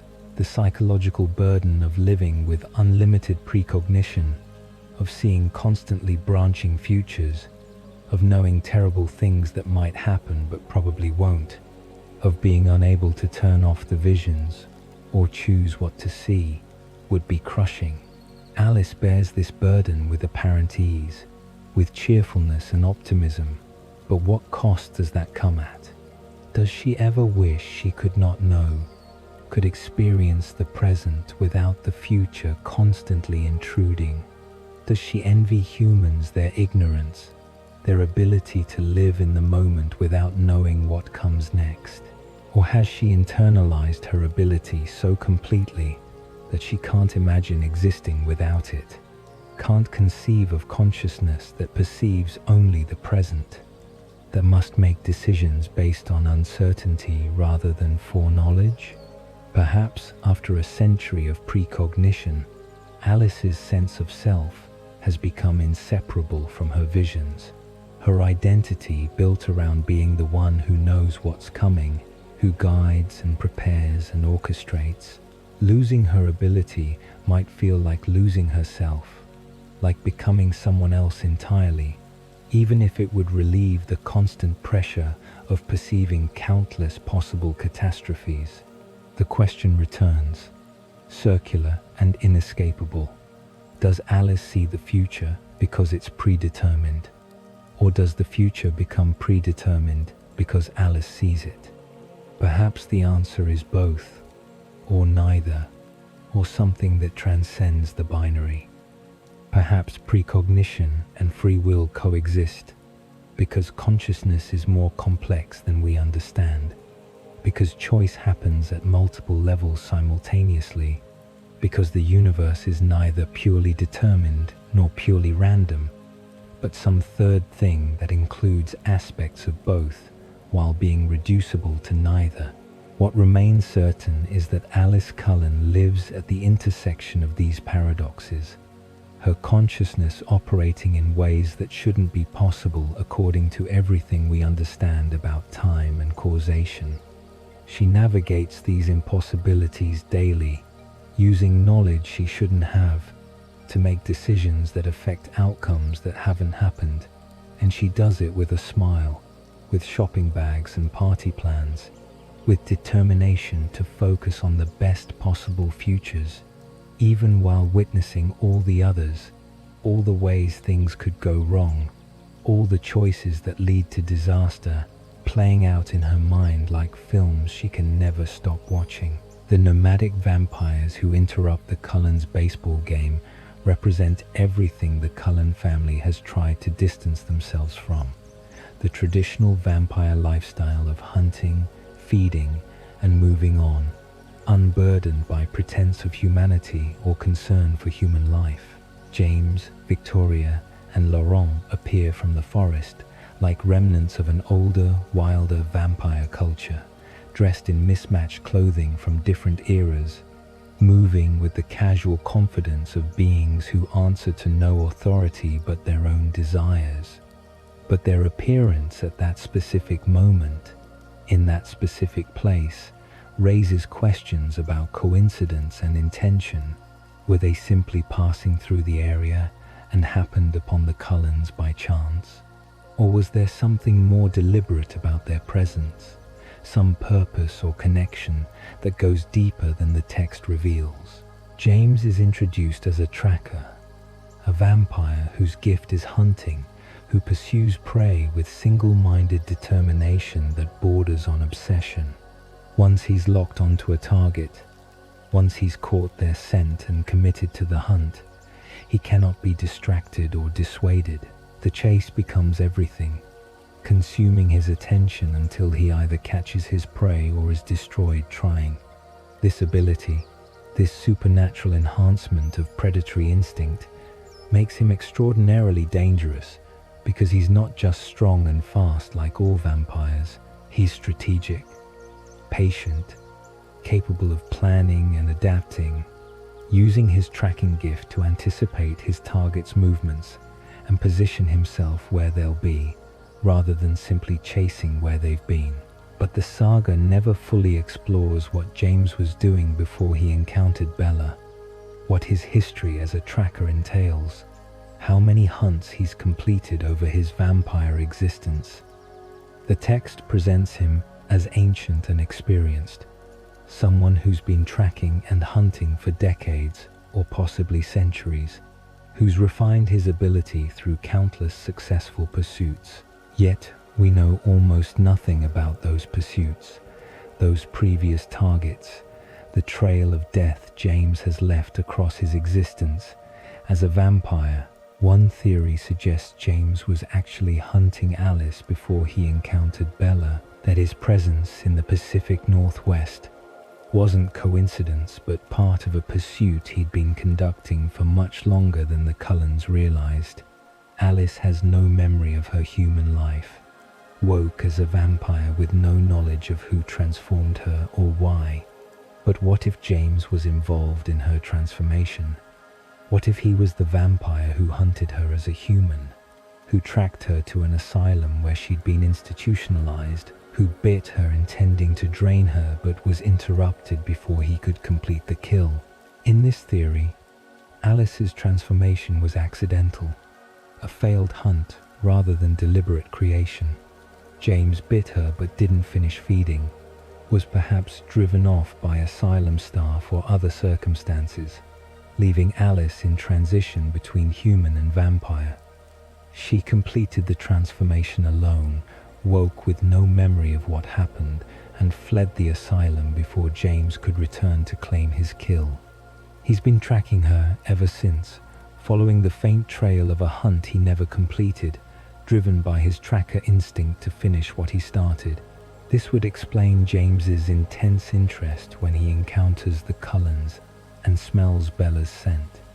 He recognizes Alice immediately, realizes she's the prey that escaped him decades ago, and the combination of an old unfinished hunt and a new intriguing target, a human traveling with vampires, creates an irresistible pull.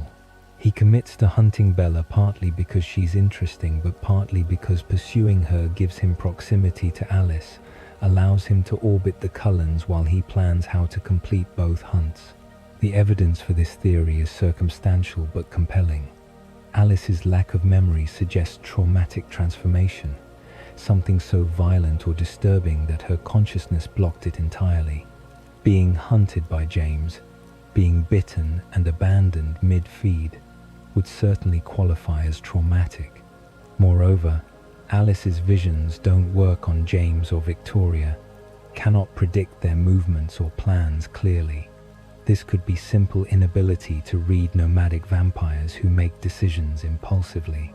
Or it could be that James specifically has learned to evade precognitive tracking, has developed techniques over decades of hunting that make him harder for gifted vampires to perceive. If James has been hunting Alice for 50 or 70 years, he would have had extensive time to understand how her gift works, to recognize when she's seen him in her visions, to adjust his behavior, to create uncertainty and blind spots that make tracking him difficult. He might have made hunting Alice his primary long-term pursuit, the great challenge that's occupied him for decades, the prey who got away and who he's determined to eventually claim. But whether James was hunting Alice or not, his pursuit of Bella reveals something important about nomadic vampire psychology and the culture they represent. James doesn't hunt Bella because he's hungry or because she's convenient prey. He hunts her because the chase interests him, because Edward's desperate protection creates obstacles that make the hunt challenging and therefore entertaining. This is sport, not survival. James is hunting for pleasure, for the intellectual and emotional satisfaction of overcoming defenses and claiming a target that should be unreachable. This transforms the hunt from simple predation into something more disturbing, something that reveals the depth of vampire monstrosity. James doesn't need to kill Bella. He could feed on any human anywhere, could find prey that isn't protected by 7 vampires and a pack of shapeshifters. But easy prey doesn't interest him. He wants the challenge, wants to prove that his tracking ability and strategic planning can overcome any defense, that no prey is truly safe if he decides to hunt them. Bella becomes a symbol, a demonstration of his capabilities, a trophy kill that will prove his superiority. The way James sets his trap, using video of Bella's mother to lure her to the ballet studio, reveals how much thought he's invested in this hunt, how carefully he's studied his target's psychology and weaknesses. He doesn't rely on his tracking ability alone. He uses human tactics, manipulation, and deception, understanding that Bella's love for her mother is a vulnerability he can exploit. This combination of supernatural tracking and human psychological warfare makes him extraordinarily dangerous, a predator who can adapt his methods to whatever the situation requires.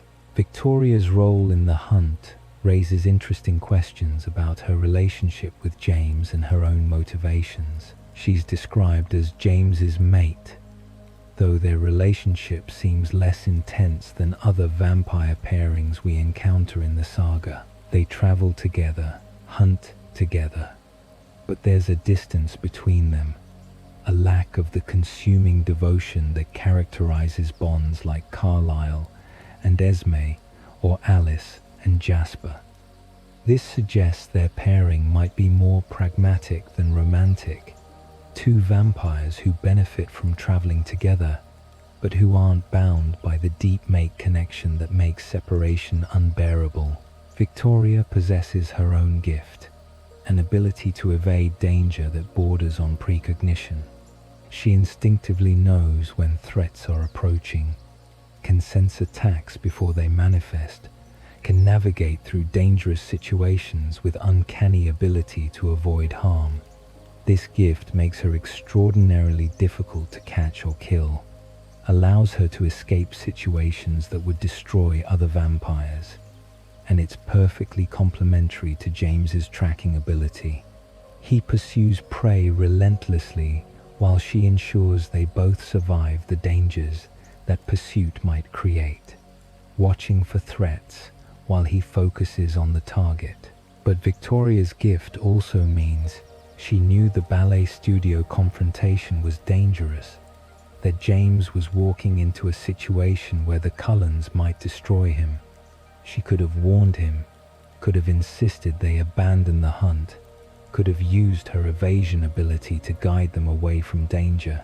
Instead, she allowed James to proceed, stayed back herself to avoid the threat she sensed, and let her supposed mate walk into a trap that killed him.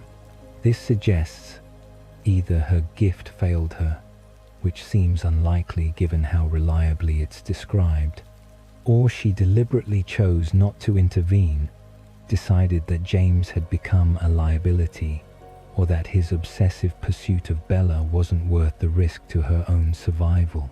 After James's death, Victoria's transformation from cautious companion to vengeful mate raises questions about whether her pursuit of Bella is genuinely driven by love for James or by something else entirely.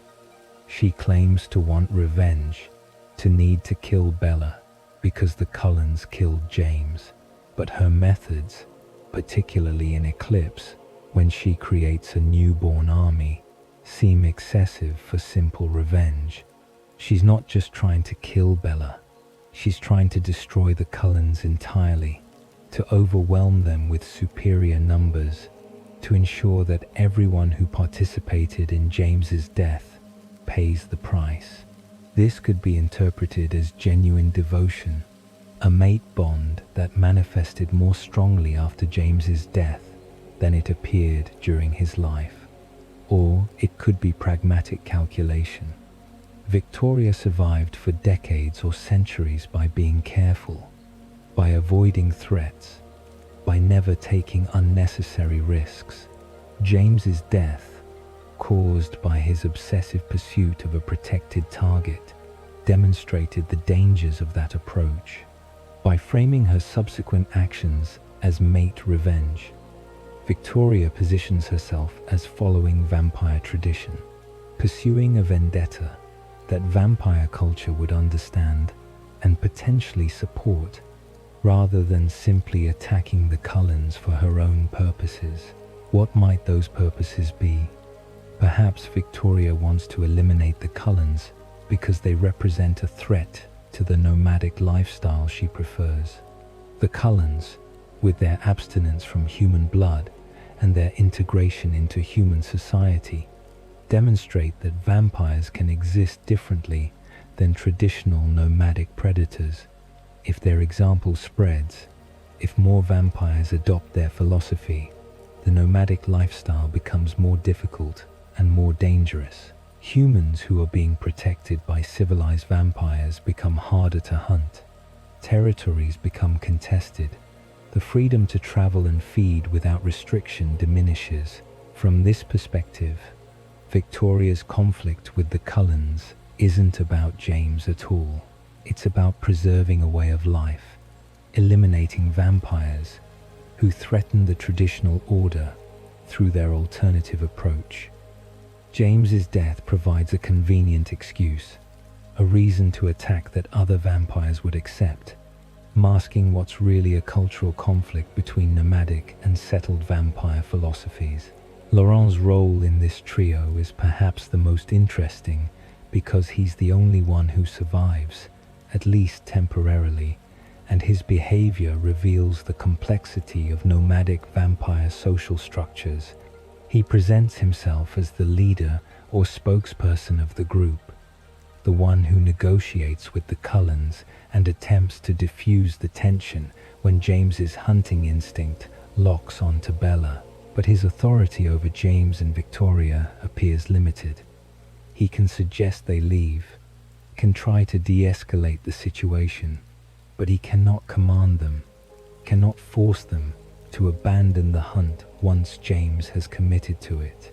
This suggests nomadic vampire groups are loosely organized, vampires traveling together for mutual benefit, but without the hierarchical structure that characterizes covens like the Cullens or organizations like the Volturi. Laurent travels with James and Victoria, benefits from James's tracking ability and Victoria's danger sense, but he's not responsible for their choices, not bound to support them if their decisions endanger the group. When the situation at the baseball game escalates, when it becomes clear that pursuing Bella will bring conflict with the Cullens, Laurent extracts himself, chooses his own survival over loyalty to his traveling companions. But Laurent's subsequent behavior, befriending the Denali coven and attempting to adopt their lifestyle, before ultimately succumbing to his thirst and attempting to kill Bella himself, reveals the difficulty of transitioning between nomadic and settled vampire existence. He's attracted to the Denali philosophy, to the idea of abstaining from human blood and living peacefully among humans. But decades or centuries of nomadic existence, of hunting and feeding without restraint, have shaped his instincts and expectations. Changing those patterns requires more than intellectual commitment. It requires fundamentally restructuring his relationship to hunting, to blood, to humans themselves. His failure, his eventual decision to try hunting Bella despite knowing the risks, suggests that nomadic vampires might be psychologically unable to adopt settled lifestyles, that the patterns of existence become so deeply ingrained that changing them is nearly impossible.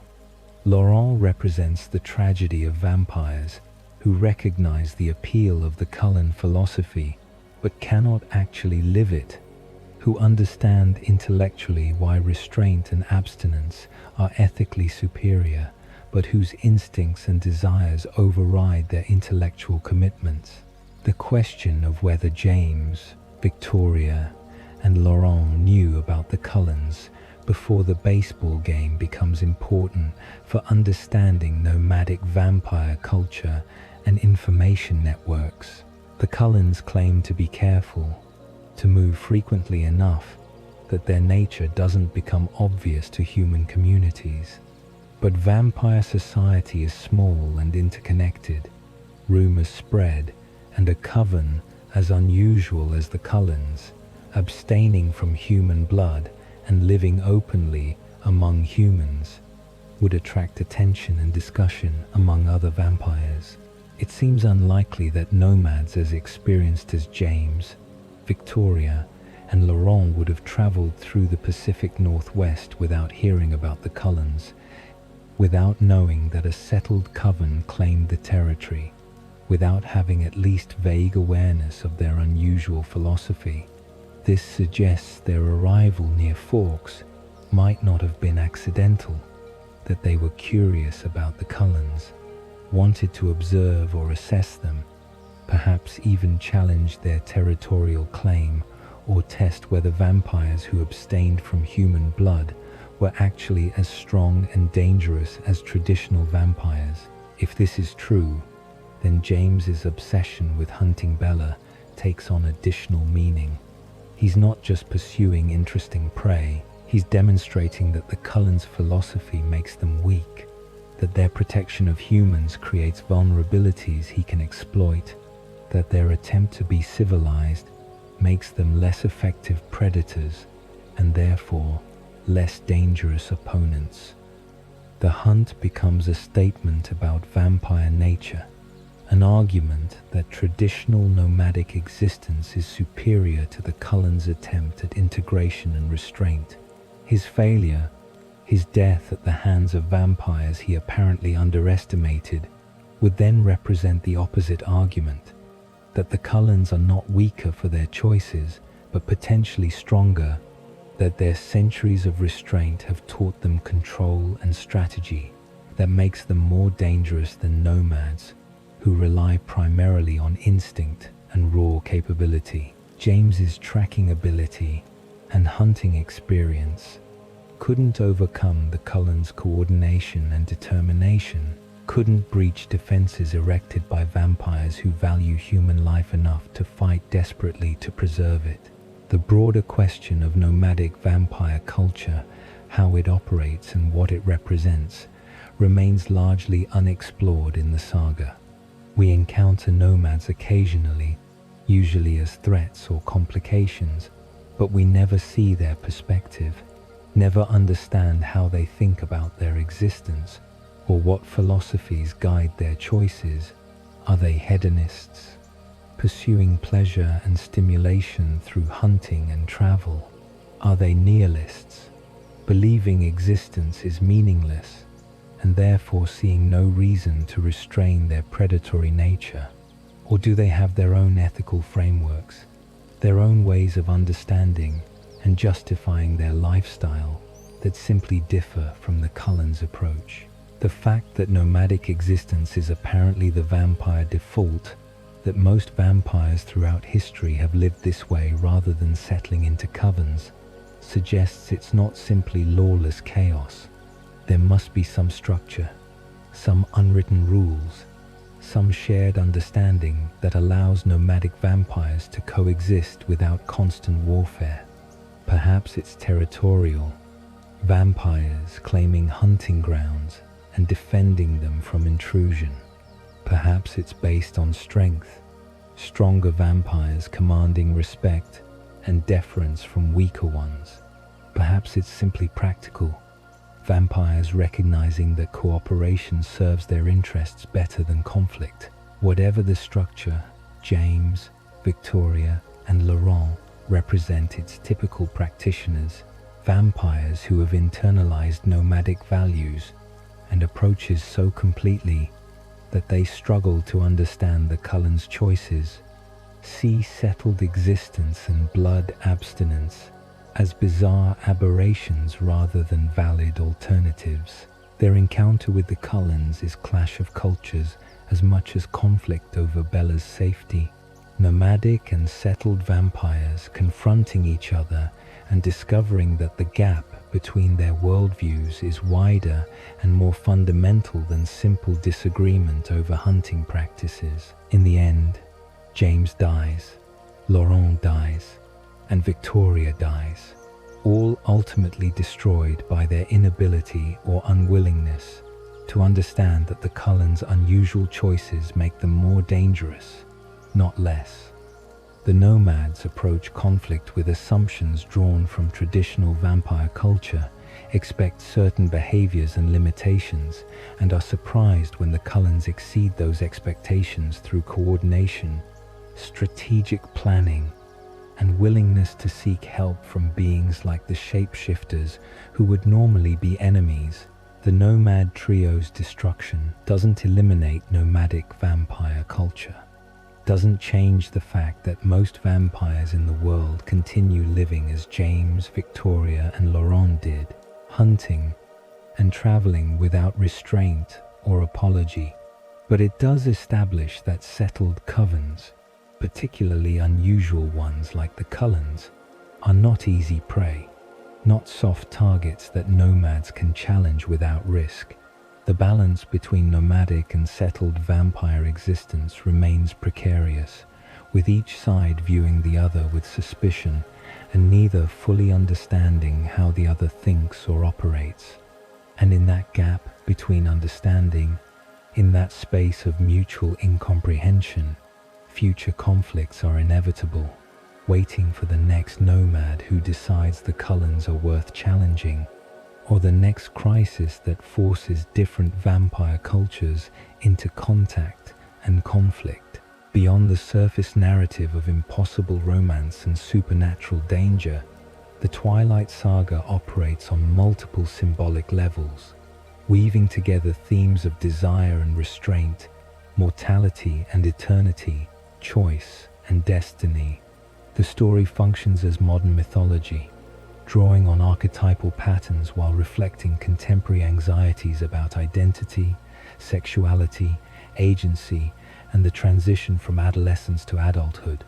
But these symbolic layers can be read in radically different ways, depending on the lens applied, creating interpretations that range from celebration of romantic devotion to critique of toxic relationship patterns, from coming-of-age allegory to religious parable about sin and redemption. The most immediate symbolic reading frames Twilight as a metaphor for adolescent sexual awakening, with vampirism representing the dangerous allure of physical desire. Edward is impossibly attractive, drawing Bella with a pull she cannot resist despite knowing he's literally deadly to her. His struggle to control his thirst for her blood mirrors adolescent struggles with sexual desire, the tension between wanting physical intimacy and fearing its consequences. The fact that Edward might lose control and kill Bella if they become too physically close creates a perfect metaphor for anxieties about sex in a culture that presents it as simultaneously irresistible and potentially destructive.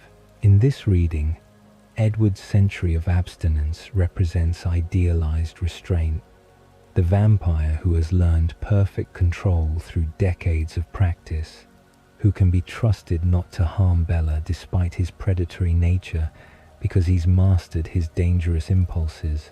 He becomes the fantasy of the experienced older partner who knows exactly how much physical intimacy is safe, who takes responsibility for maintaining boundaries, because the younger partner cannot be expected to exercise that control themselves. The appeal is obvious: desire without danger, passion constrained by the older partner's superior self-control, allowing the exploration of physical attraction without risking the consequences that make sexuality frightening. But this reading becomes problematic when examined more closely. Edward doesn't just control his own desires, he controls Bella's, making unilateral decisions about how much physical intimacy is permissible, overriding her stated willingness to accept risk in favor of his assessment of what's safe. He removes her engine to prevent her from visiting Jacob, has Alice kidnap her to keep her away from the werewolves, refuses her requests for transformation because he believes she doesn't understand what she's asking for. Throughout their relationship, Edward positions himself as the responsible adult managing an impulsive teenager, despite the fact that Bella is legally an adult, making conscious choices about her own life and body. This dynamic reflects and potentially reinforces patriarchal relationship patterns, where men make decisions for women, supposedly for their own protection, where female agency is subordinated to male judgment about what's best. Edward's control over Bella, framed as romantic and protective in the text, looks from another angle like textbook emotional abuse, isolation from friends and family, restrictions on freedom of movement, dismissal of her preferences and decisions, insistence that he knows better than she does what she wants and needs. The fact that Edward is literally a predator, a vampire whose natural instinct is to hunt and kill humans, adds another layer to this critique. Bella is attracted to someone who could kill her, who must constantly fight his nature to avoid harming her, who represents genuine danger disguised as romance. This mirrors real-world patterns where people, particularly young women, are drawn to partners who are actually dangerous, who exhibit warning signs of abusive or controlling behavior, but whose danger is misinterpreted as passion or intensity or protectiveness. From this critical perspective, Twilight isn't celebrating healthy romance, but dramatizing toxic attachment, showing a relationship built on obsession, control, and imbalanced power, while framing these elements as desirable and romantic. Bella's willingness to sacrifice everything for Edward, to give up her human life, her family relationships, her future possibilities, all for a man she's known less than a year, models self-destructive devotion rather than mature love. And the text's framing of this sacrifice as beautiful and right, as the happy ending Bella has always wanted, potentially normalizes relationship patterns that in reality often lead to harm. But defenders of the saga argue that this reading misses the symbolic level at which the story operates. Twilight is fantasy, meant to explore desires and fears in exaggerated form, not to model realistic relationship behavior.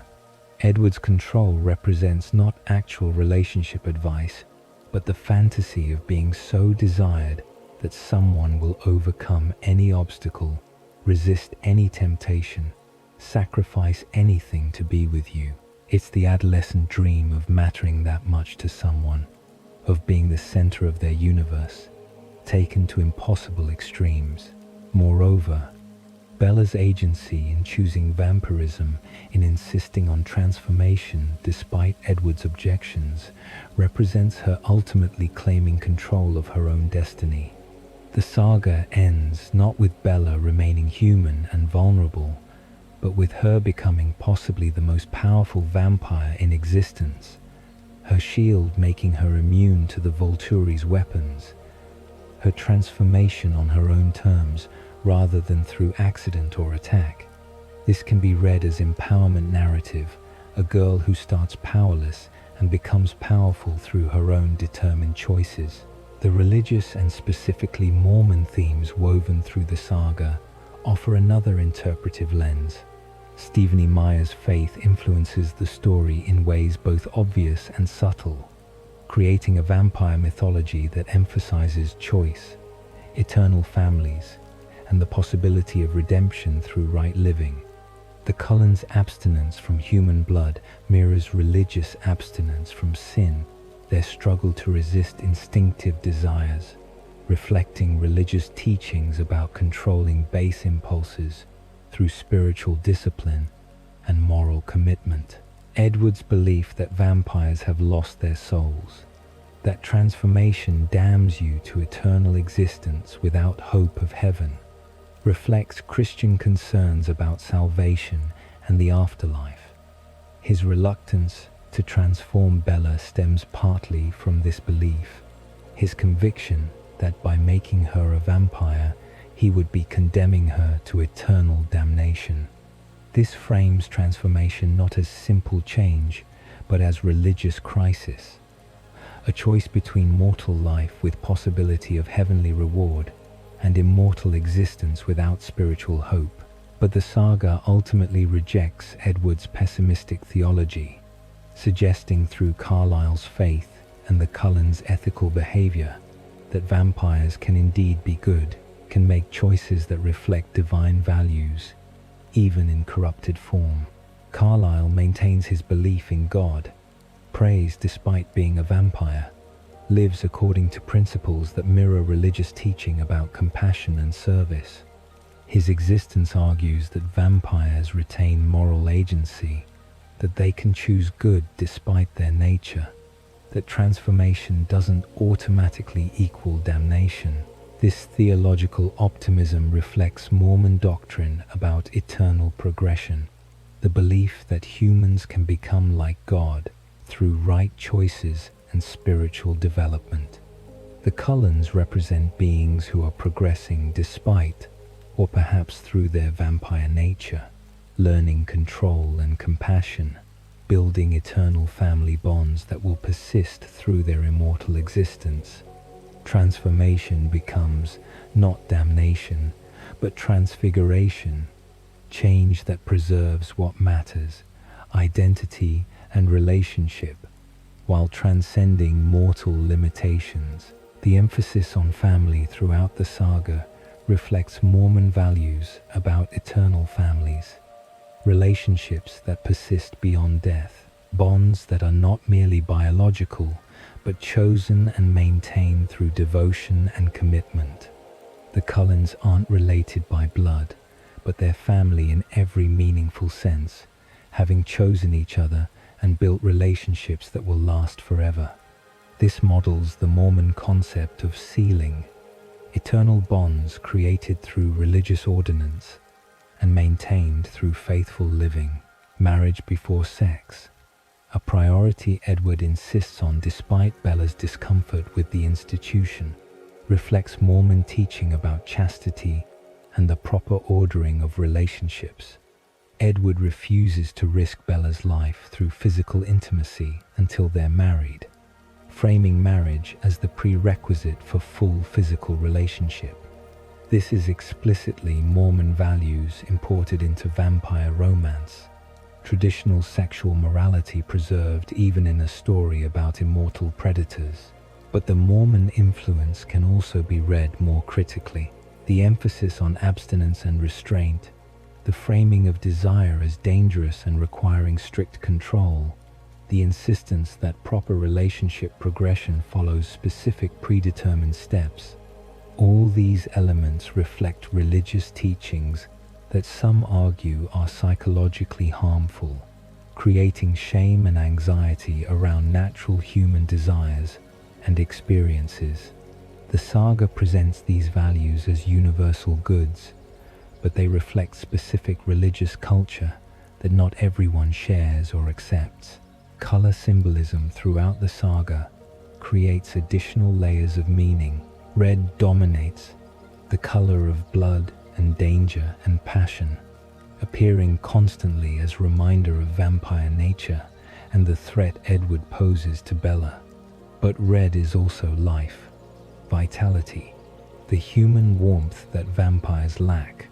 Bella's blood is described as particularly appealing to Edward, singing to him, and red becomes the color of her mortality, her vulnerability, everything she'll lose through transformation. Gold, the color of the Cullens' eyes when they fed recently on animal blood, represents their choice to be different, their abstinence from human prey.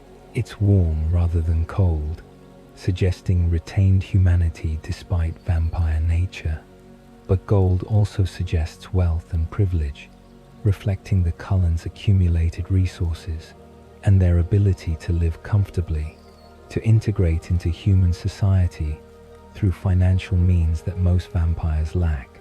White dominates vampire descriptions, their pale skin described as marble or snow or alabaster. White suggests purity but also death, corpses, absence of life. Vampires look white because they lack human blood flow, lack the warmth that gives human skin its color. They're beautiful but cold, attractive but fundamentally dead. White becomes the color of transformation, what Bella will become, the trade she's making by choosing immortality. Green, the color of Forks itself, represents the natural world that surrounds and contains the supernatural elements. The forest is constantly present, ancient and indifferent, predating vampire conflicts and human dramas. Green suggests life and growth, but also suffocation, the way Bella feels trapped by Fork's perpetual vegetation and gloom. It's the color of the liminal space where vampire and human worlds overlap, where the supernatural hides among natural growth. The apple on the Twilight cover carries obvious biblical symbolism, evoking Eden and forbidden fruit and the choice that led to human mortality. Bella, reaching for the apple, suggests her reaching for forbidden knowledge, for experiences she's been taught to avoid, for the dangerous choice that will fundamentally change her existence. But unlike Eve, whose choice brought mortality, Bella's choice leads to immortality, inverting the biblical narrative while maintaining its structure of temptation and transformation and irrevocable change. The apple can also represent choice itself, the moment of decision that divides before from after, innocence from experience, one life from another. Bella holds the apple, has already taken it, suggesting the choice is made even at the story's beginning. The cover image is not about choosing, but about having chosen, about holding the consequences of decision and examining them. The fruit already in hand, even if not yet tasted. Forks as setting operates symbolically as liminal space, a town caught between ocean and mountains, between human civilization and wilderness, between the known world and the hidden supernatural realm that exists alongside it. The constant rain and cloud cover create perpetual twilight, neither full day nor complete night, reflecting Bella's own liminal existence between human and vampire worlds. She lives in this in-between space throughout the saga, neither fully human after meeting Edward, nor fully vampire until the final book. Twilight itself, the title and recurring motif, represents this liminal quality. It's the time between day and night, when both exist simultaneously, when the world is neither bright nor dark, but suspended between states. Bella exists in perpetual twilight from the moment she meets Edward, no longer living fully in the human world, but not yet entered into the vampire world, caught in the space between, with one foot in each realm. This liminality is both dangerous and powerful. Liminal spaces in mythology are where transformations occur, where rules change, where impossible things become possible. Bella's power, her ability to eventually shield others and resist vampire abilities, might stem from her extended existence in this liminal state, learning to navigate between worlds rather than fully belonging to either. Her shield might be less about natural ability and more about the psychological and spiritual adaptation required to exist in twilight. Neither fully one thing nor another. The burden of immortality, rarely discussed directly but underlying the entire saga, represents the philosophical problem of eternal existence. Vampires don't age, don't die, continue existing indefinitely unless destroyed by violence. This sounds appealing, eternal life without decay or death, but the psychological implications are staggering. How does consciousness maintain meaning and purpose across centuries or millennia? How do you avoid becoming bored, exhausted, worn down by endless existence? The Cullens cope through family, through relationships that give meaning to immortal existence, through the project of trying to be good in a world where they're predators. But vampires like Marcus, profoundly depressed and barely engaged with existence despite being part of the ruling vampire authority, suggest that immortality isn't automatically desirable, that eternal existence might be burden rather than gift, that consciousness extended indefinitely might eventually exhaust itself.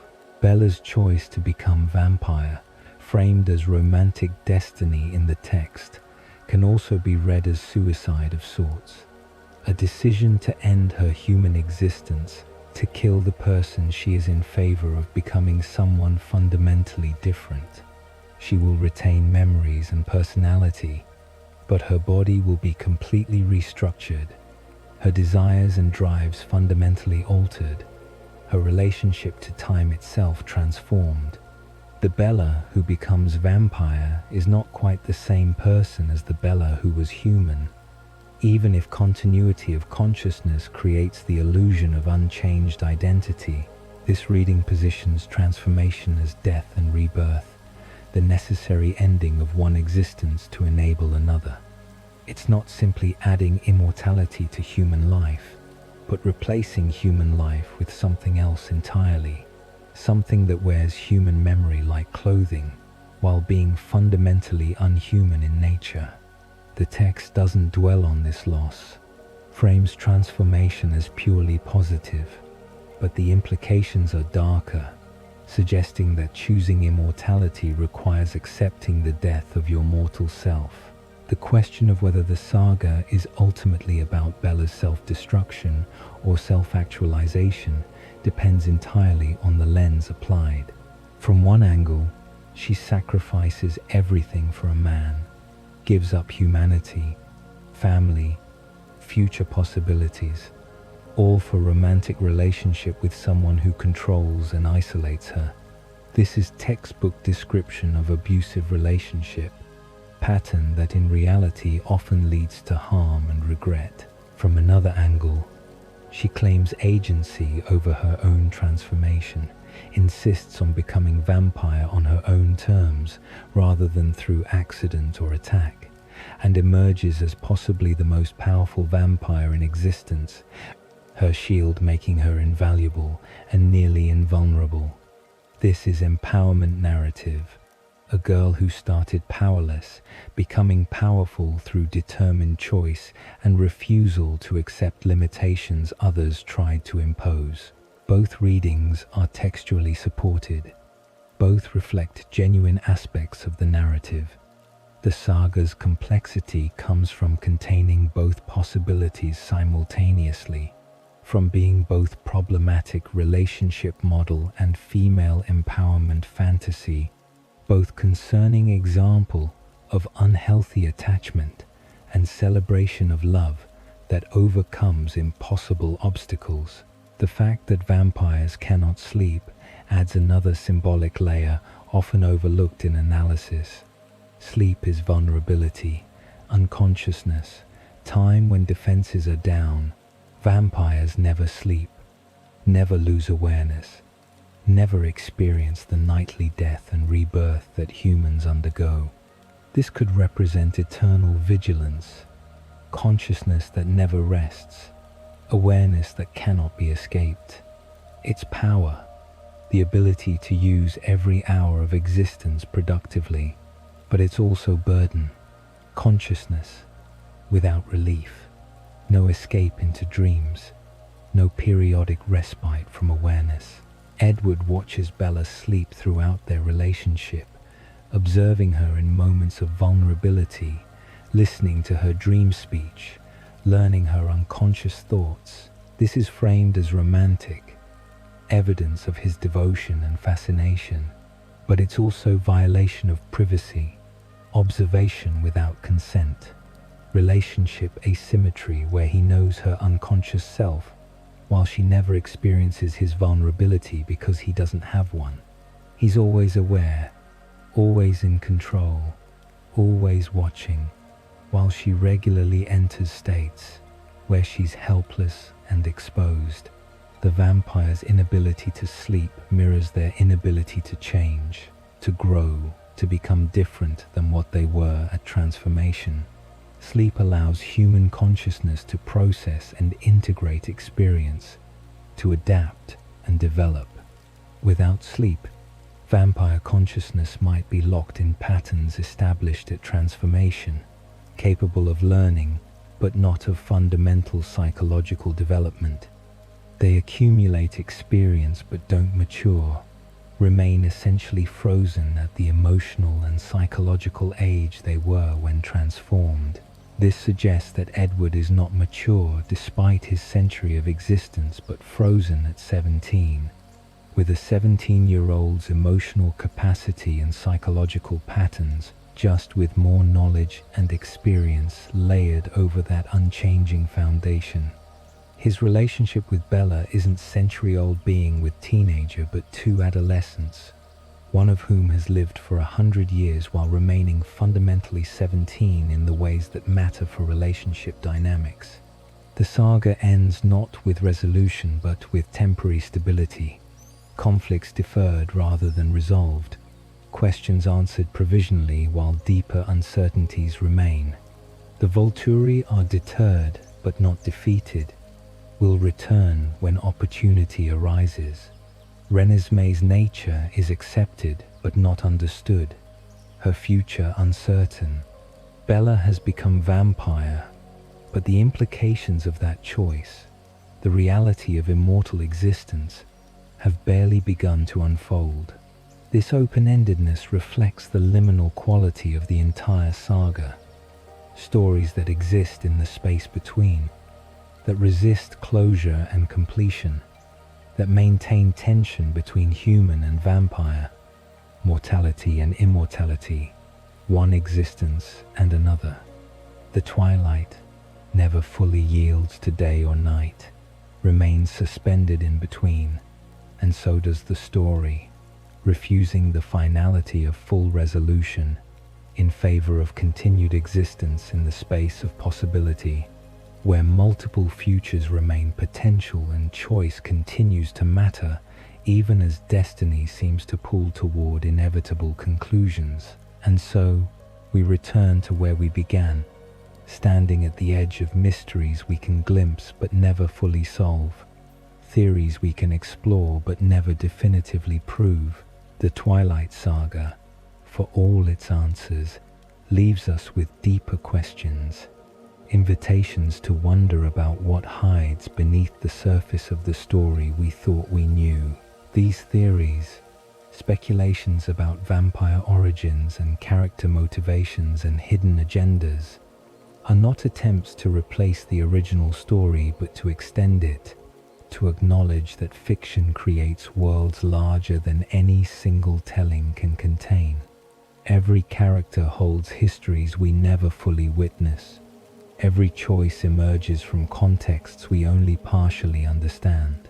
Whether Edward is older than he claims or the Volturi are preparing for something catastrophic, these possibilities enrich rather than diminish the story. They invite us to engage actively, to question rather than simply accept. As you drift towards sleep, let these theories become dreams, transform into your own interpretations. In the liminal space of twilight, between waking and sleeping, all theories are possible, all interpretations coexist, and the story continues forever.